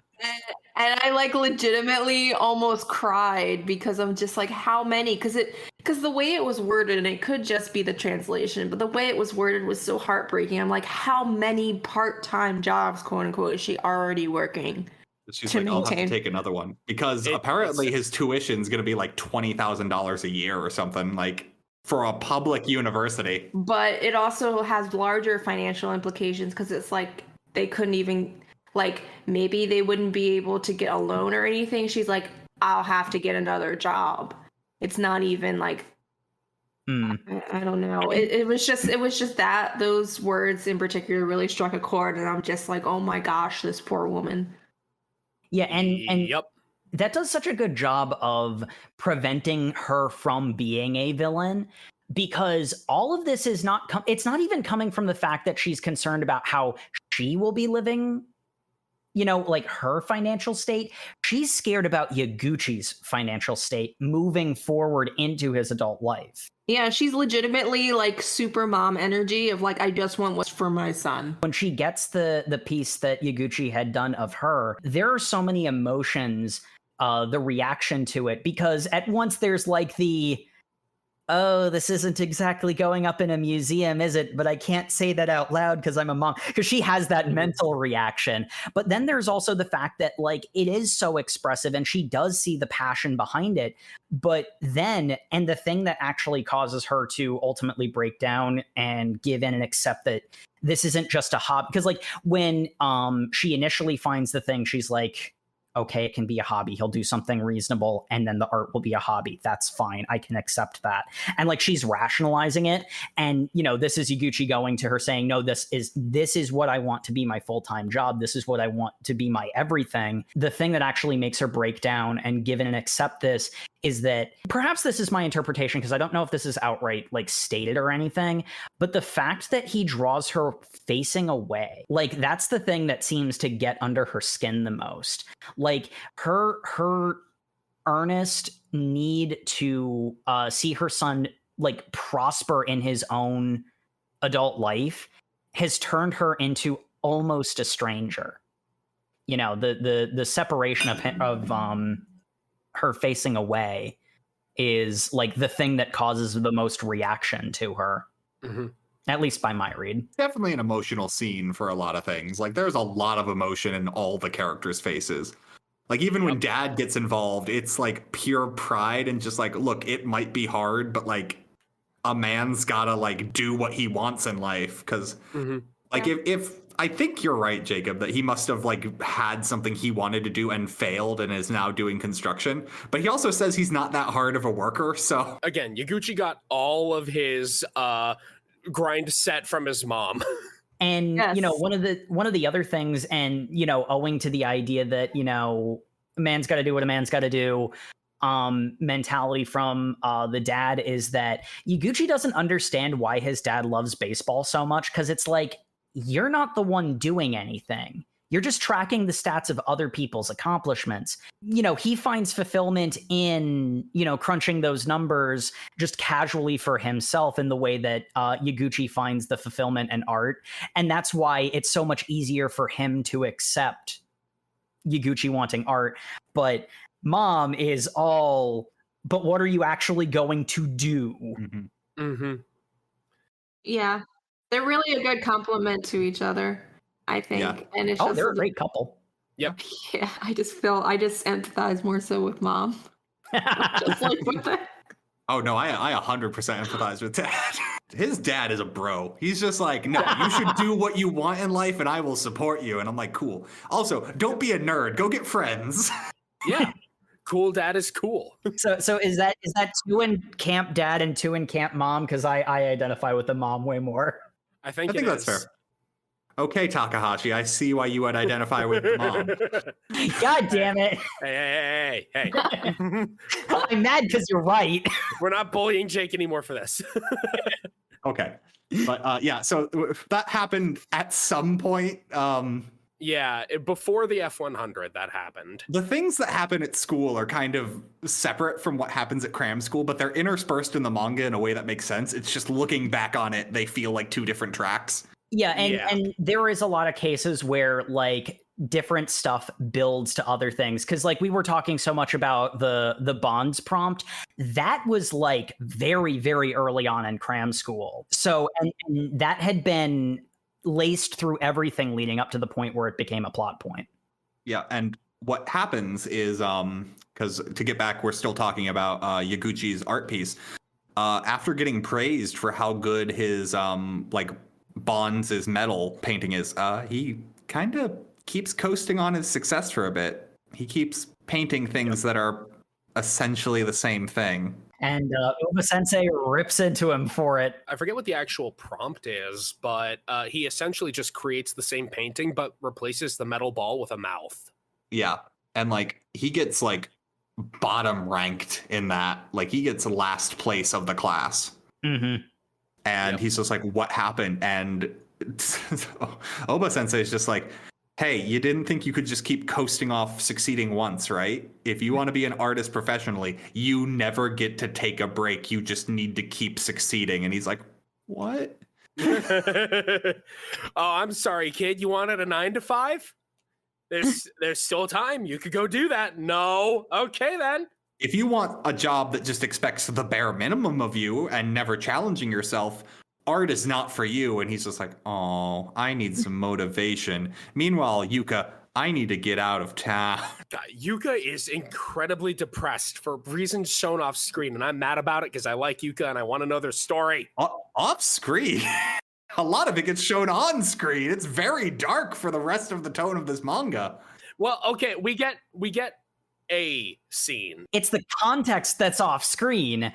Yeah. This is the reason why a lot of the elements of Yuka are so ambiguous. They don't directly explain because, you know, it's not Yuka's story, it's Yaguchi's.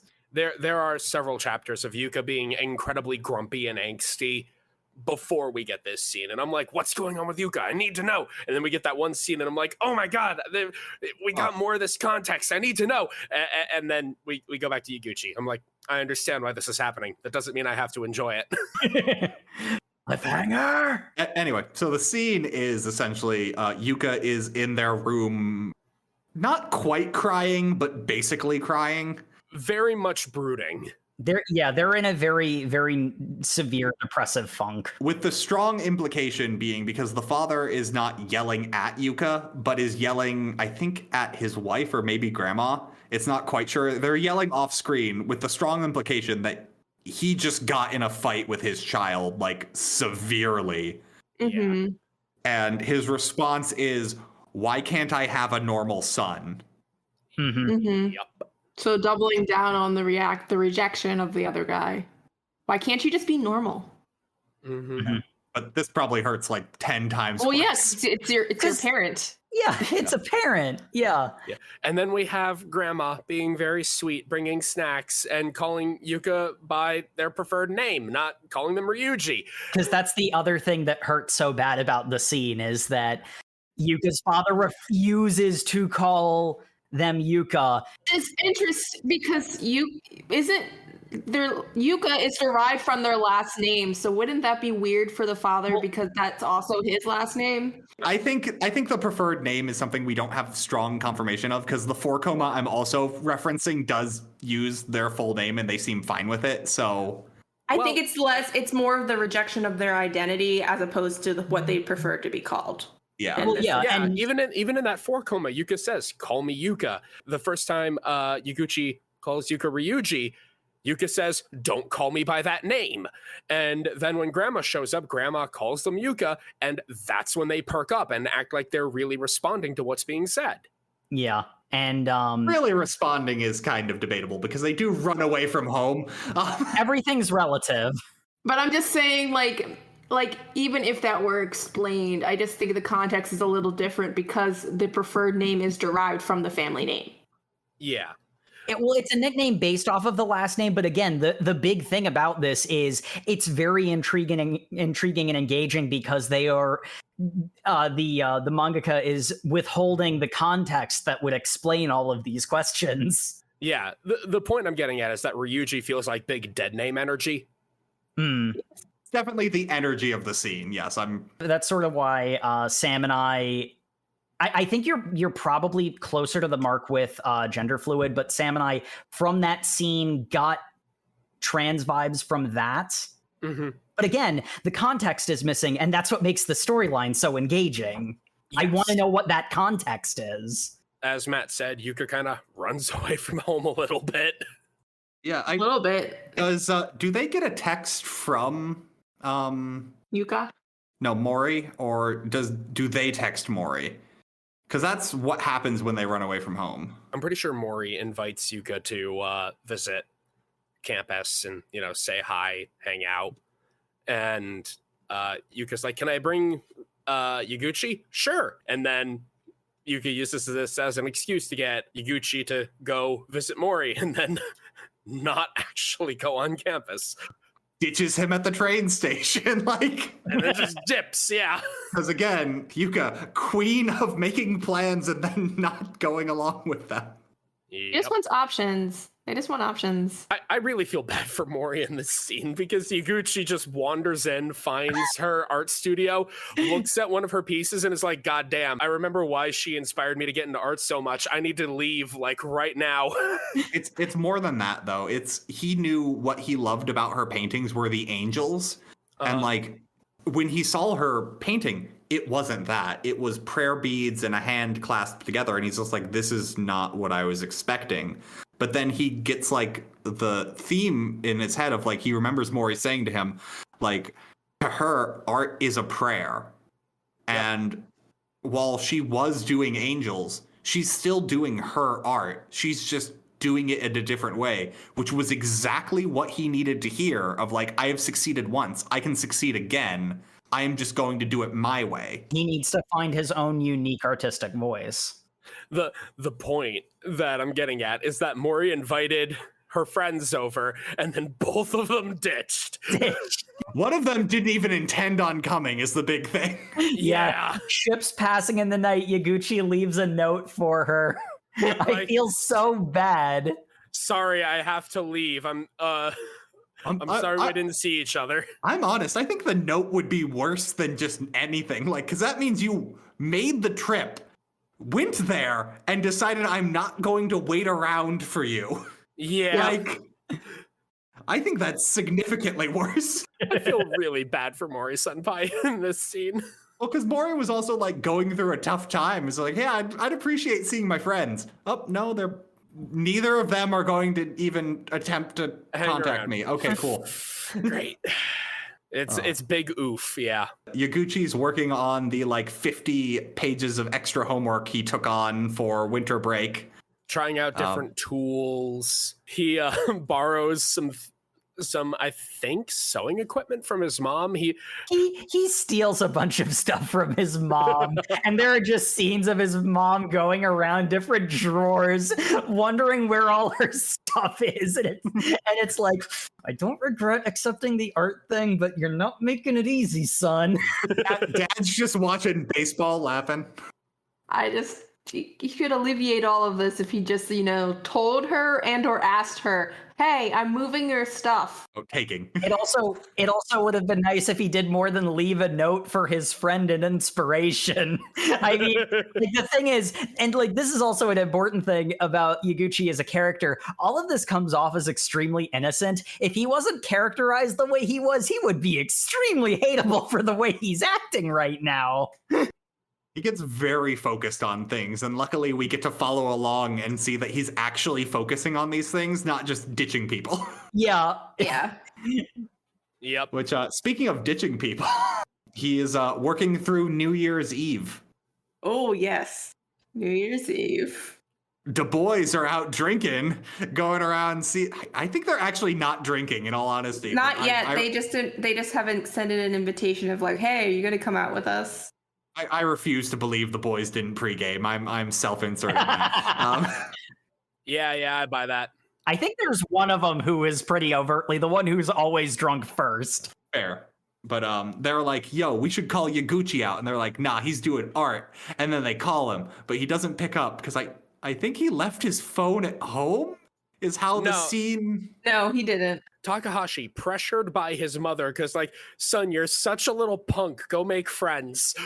Well, it's worse than that. And she actually responds and says, I'm so sorry I failed you as a mother.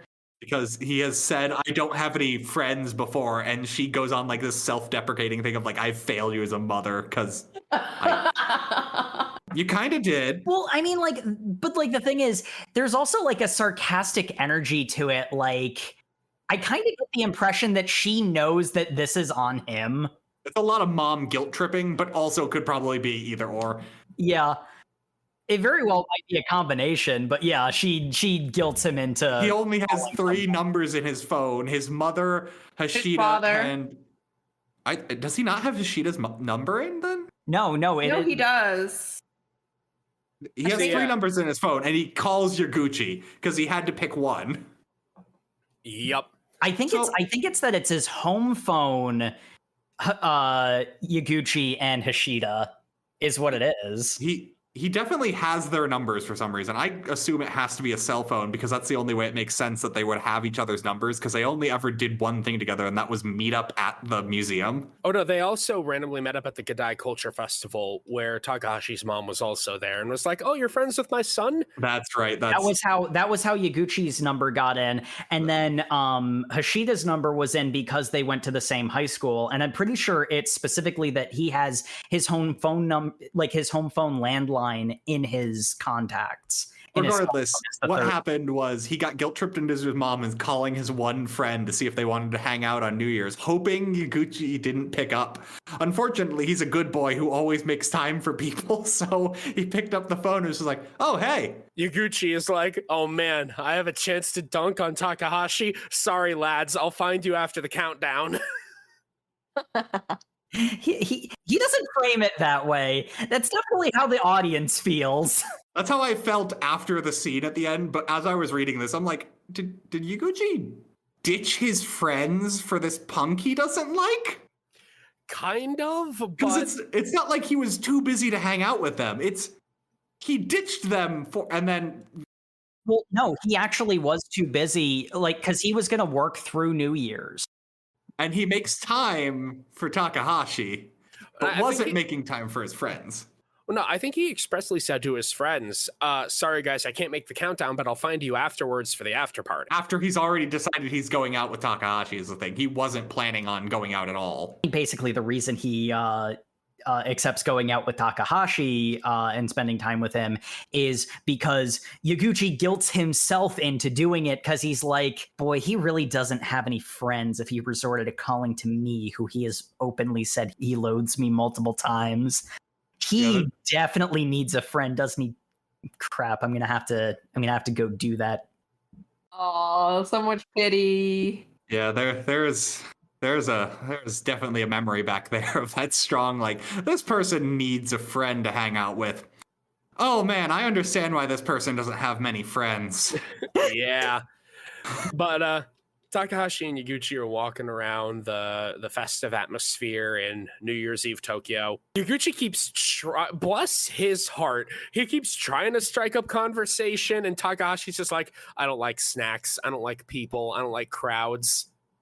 I don't want to share from a cup. I would rather have my own portion, but I guess I'll drink from your... That was such a weird extra chapter.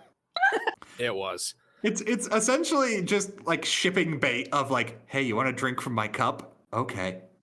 I don't like backwash. Why? Yaguchi's just like, man, this kid. I'm just going to look around and observe the scenery and use my new art powers to wonder how I would render this stuff on a canvas. Oh man, I wouldn't have half this drive if it wasn't for Takahashi being such a little punk. Oh, what's that? The countdown's happening right now. Oh, no. Yeah. Oh, Happy New Year! Everyone's clapping, and this is when Yaguchi decides, instead of kissing his rival, to explain to him, you know, you're really cool, but I hate your guts. This is my favorite panel in the whole manga, because Yaguchi says, I like you, Yodosuke-kun, but I also hate you so much it makes me sick. Meanwhile, everyone else around them is clapping Happy New Year. It's such a good and panel. cheering. It is my favorite panel in this whole manga, because I'm like, yes, tell this little bastard what he has to hear. This is supposed to be a happy moment, and you are using it to dunk on someone's flaws. Good. And again, over here, I have a bit of a different interpretation, because the simple fact of the matter is, Takahashi's problem is he can't say what he means. And Yaguchi being that unabashedly honest with him and telling him that he has a lot of good qualities and he likes him for his good qualities, he appreciates him, and he deeply respects him, but your attitude is garbage, and I wish you didn't act like that. Yaguchi isn't saying this to be mean. He's trying to help, and in all honesty, that's really what Takahashi needs. True, it is. I'm just enjoying the bloodbath a bit more. Well, again, it's very much the different... There's a strong theme in this manga that tough love is necessary. There's actually another layer to it. It's that it's not, you need tough love. You also need a gentle touch sometimes. And right now, what Takahashi really definitely needs is a kick in the pants. And I liked that scene because it seems like the moment that is going to facilitate Takahashi's character growth to stop being such a little turd. Yeah. I feel like this is a moment of character change, and I wanted that for him. My reaction to Takahashi is he's obnoxious, but I want him to be better, and that very much is a moment facilitating that idea. I also want him to be better, but it's very much out of goddamn. I wish he was any other way. I wish he was different in any way. Also wish he was out of the manga. No, that is the very, like, me over here with the slightly different reaction from everybody. You don't have to worry about making fun of me. I'm making fun of myself. I think everyone cringes at their past self, though. So, Oh yeah. Not me. I've never made any mistakes. I should have known that was coming. Anyway, that is essentially bringing us to the end of our reading. And so it's time we get into the last bit of our discussion here. Favorite character, everybody. I'll start off. I've said it a few times. I'll say it again. Yuka is absolutely my favorite character because damn, their journey is the most fascinating one that I am very much intrigued by what Yuka is going through. I wish that Yuka was the main character of this manga in a sense, so we could get more of it. But barring them, definitely Grandma Teacher is the coolest of all the cool teachers that we have ever experienced on this podcast. So I'm about it. Jacob. I would probably second Yuka. Yaguchi is definitely he's an extremely endearing character, and one of my favorite aspect of him as a character is that he starts off as the kind of I'll fake it till you like me type character, but like by the time we get to the end of our reading, that element of him is so completely gone, and he's just so like the real him is just so like reflexively nice. You can't not like him as a character, but Yuka is definitely by far the most interesting character from like character development perspective and just like exploring how that character actually works. So Yuka is my favorite, but definitely a close second for Yaguchi. All right. How about you, Jay? Who's your favorite character? Wait, do we even need to ask? Okay, so as we all know, Hashida's my primetime number one. A close second is Yuka-chan. For obvious reasons, I like their style, and I also would like to explore more of the trials and tribulations they're currently experiencing. I also would like to know more about their art because, they are an artist and we don't really get to experience their Japanese art. And Seki Sensei. Mm-hmm. Mm. All right, and Matt. I mean, not to dunk on anyone, but I guess I'll start off with I'm surprised Yuka ranked so highly. Cause like I don't know, my main thing was that Yuka got set up to be like a rival early on, but like for a manga about people being good at art, it's weird we never see any of their paintings. So like they feel so ancillary to like everything that I find it hard to, like the very first chapters make them out to be like secondary main character.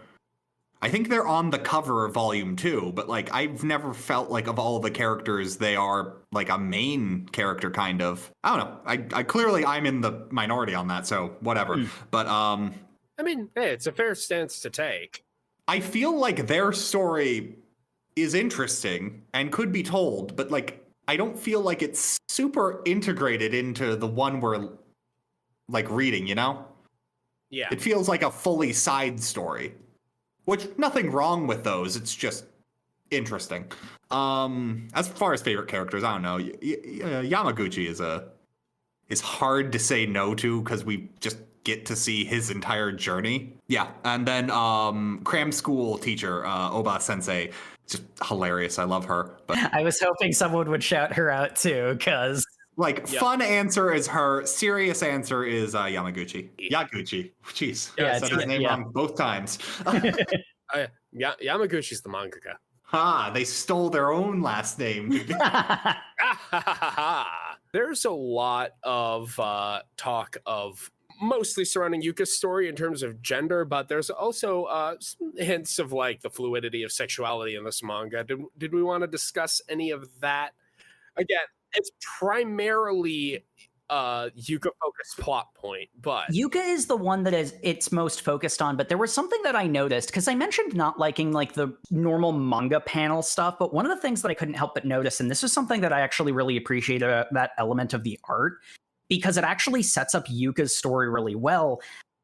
There are like certain cues that are used to delineate male and female characters in manga most of the time. This manga doesn't use them. It can actually be really hard to peg someone's gender at a glance. And yeah, like I didn't realize Hashida was a dude for the longest time. I didn't realize Hashida was Seriously? a dude. One of the art club members I thought was a guy until we got a full body shot of The her. otaku? The otaku, yeah. Same. Yep. And, Yeah. and that one is way more easy for me to peg why. It's because she has such a prominent jawline. And it's not to say that she doesn't look feminine, because once I realized that she was a girl, boom, I got it. I totally understood, but I didn't notice it right away. And there's also a lot of cases where, like Matt even called out, like the whole New Year's Eve thing was almost it was almost overtly shipping bait between Yaguchi and Takahashi. And like, there's so much of a focus in the story about the art as expression, as language without words. Something as intimate as something like gender identity and sexuality. There's such an element of like discovering the characters with them and alongside them. I think it's maybe the reason why I attach to Yuka's story so strongly, because the character design is built to facilitate looking at things that way, was something that I immediately noticed. I don't know how much more I have to say. You kind of hit the nail on the head. This is clearly a manga not just about the expression of self through art, but the expression of self in all ways. And the fact that the breadth of human experience is incredibly broad. And so expressing yourself is going to inevitably tread across some boundary lines, and you shouldn't be afraid of that. To a much lesser degree, we also kind of get that with Yaguchi, is he has dyed hair or bleached hair and piercings, and that's just who he is. But like when he goes to cram school, people who haven't seen him are like put off by the fact he looks like a punk, and like he has to come to terms with that. He just also happens to have an excellent work ethic and be very good academically and passionate. Yeah. Like there is also a level of like, no, I just like the way this looks. I like looking this way, and like that's fine. I should be able to do that. Like it's But I feel like they don't really focus on that. Like I think I there's validity to what you're saying, but what I read was they were more on edge because that they were applying the fact that that's what delinquents wear. But once he obviously proved himself of like, I also am very intelligent, I'm also very passionate about art, they were more at ease with it. Like it's kind of like the whole idea of like tattoos and Yakuza affiliation in Japan. It's like, is this person going to be trouble? Oh no. Oh, that's cool. Yeah, I was just saying that was another small example of like the same kind of theme of people are making like prejudiced assumptions of people. Preconceived notions about a character, making assumptions about a character. They're also not wrong. He kind of is a delinquent. He just doesn't have the qualities that people would normally associate with delinquency, as in he's not passionate about anything constructive and he doesn't do well academically. Well, he does that and he's still a delinquent. Yeah, so now what? He's not the type to throw a punch. That's actually another really good example of his hair and piercings he totally did that to fit in with the boys. But once he gets into art, he realizes that he likes the way he looks and he'd do this anyway. Like, that's another really good example of Yaguchi putting on airs. But once he, starts expressing himself, he realizes he actually really likes who he is. Oh, no, we don't know what he was like before he dyed his hair and got his earring. No, that's true, too. That's true, too. He could have just been following his dad's advice of, like, do something fun. Like, maybe it was his dad's idea. Actually, hold on. Does his dad have blonde hair now that I'm thinking back on it? Yeah. I think it might be gray. Oh, you're right. You might have. It might be gray. It's hard to remember dad because normally he's laying on the couch. The other thing is I don't think he was in any of the early part of the chapter color panels. Mm-hmm. So we would only ever see like if he has blonde hair or. We know his mom's hair. We know his mom's hair is dark, but his dad's hair is definitely lighter. Well, we'll find out when he's in a suit when Yaguchi gets accepted into college. Yeah. Yep. And speaking of Yaguchi's future plot predictions, I guess my whole thing when I was reading this was I was kind of initially I got a little confused with how the pacing was going, because it felt like it started halfway through high school, and then suddenly we're on summer and then winter break within like quick succession. And then like it feels like the entire point of this is it's leading up to his application into college. Whether or not it's going to actually also be in college is a different thing, but like it felt weird to start it in like the middle of high school, but then also just realistically, you can't start it any earlier and have the same story, and you definitely can't start it later without stretching believability of I just discovered art 6 months before I graduate. That's probably not enough time, but like I don't know. The pacing was weird, but then when I kind of got into the fact that this isn't about the pacing, this is about character interactions, that kind of tempered that. But plot predictions, like he obviously is going to go to college. Yeah. Everything is leading up to this is the training arc to the tournament that is actually it is described as a tournament, isn't it? Oh yeah, no, it is framed in that way, yes. Yep. So yeah, that's really all it can go. And like on a more casual level, it's probably honestly is Takahashi getting brought out of his shell a little, I would assume. And I have nothing to back this on, but I wouldn't be surprised if they shipped, if there was like some kind of weird like main hero and heroine shipping that happens between Yuka and Yaguchi. Mm-hmm. I don't know where that would come from. Well, they have a very close, very genuine bond. It's kind of like a brother-sister bond, which just to me like naturally cuts off romantic tension. I don't know if you think differently. That was a mean joke to set up. I apologize. I could see them settling in on it being a more brotherly, sisterly bond, but I also think that their relationship is so contentious that I don't think they really have decided what they are to each other yet. Yeah. And there's a lot of cases where, honestly, Yaguchi has, like, shipping moments with a lot of characters that he's just completely oblivious for. Yeah, and there is a certain amount of harem energy in this manga. Yeah, so does anyone else get the feeling like Mori's got a crush on him? Oh, yeah. Oh, yeah. I think they both have a crush on each other. Okay. Yeah, I got a strong one-way crush with Mori. Yeah, I got a strong one-way crush because I don't think that she thinks... I definitely think that she thinks he's cute. I definitely don't think she has the same depth of a crush as much as... Like... I definitely do. Because she was kind of taken aback the fact that he held so much esteem in her work and in her.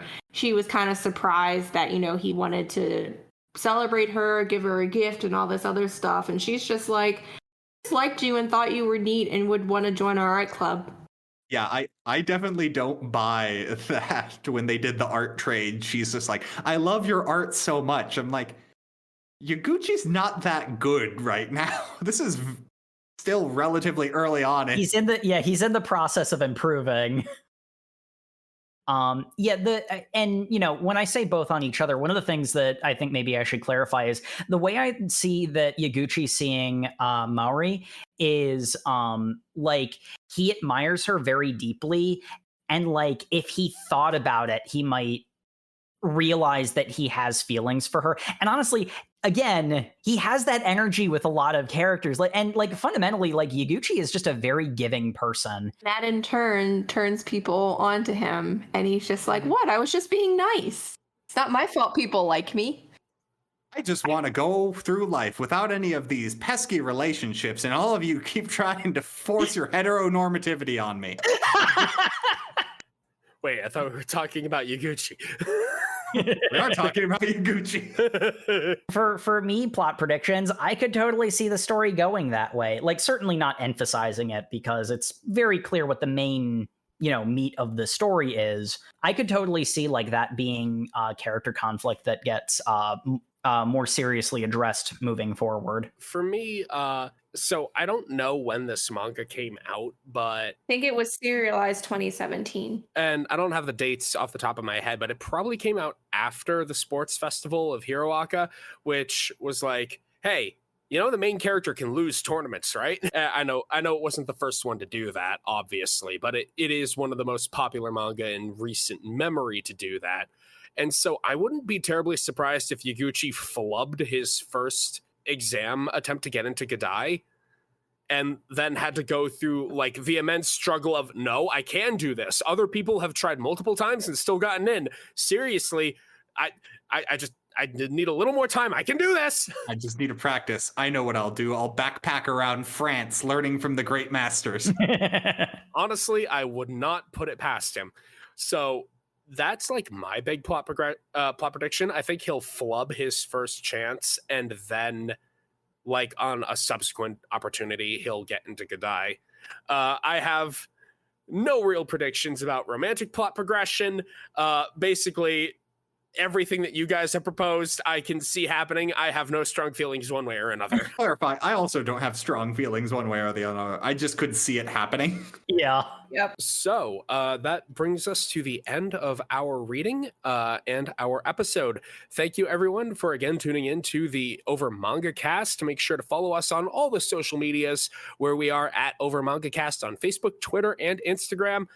Find us at OverMangaCast on YouTube, where you can leave comments on the videos of the episodes. That's a good way to directly engage with us. You can also leave a review on your podcatcher of choice. And of course, you can like DM us on Twitter and tell us that we have bad opinions and Jake's a heathen for not enjoying the art manga. Or also, you know, DM us on Twitter if you want to force us to read something, which, not saying this happened, but someone did DM us on Twitter and said we should read something, and now that's what we're reading next week. So thanks a lot. Next week, we're reading Gintama, chapters 1 through 31. That's a lot. We haven't done that much in a while. What we normally do for Shonen Jump series, in all fairness. Yeah. We have lately been having pretty robust chapter page counts recently. So back to our roots a little bit. Yep. So we're reading Gintama, chapters 1 through 31. So read up on that if you want to join us, and we'll see you all next week. Good night, everybody. Good night, everybody. Good night.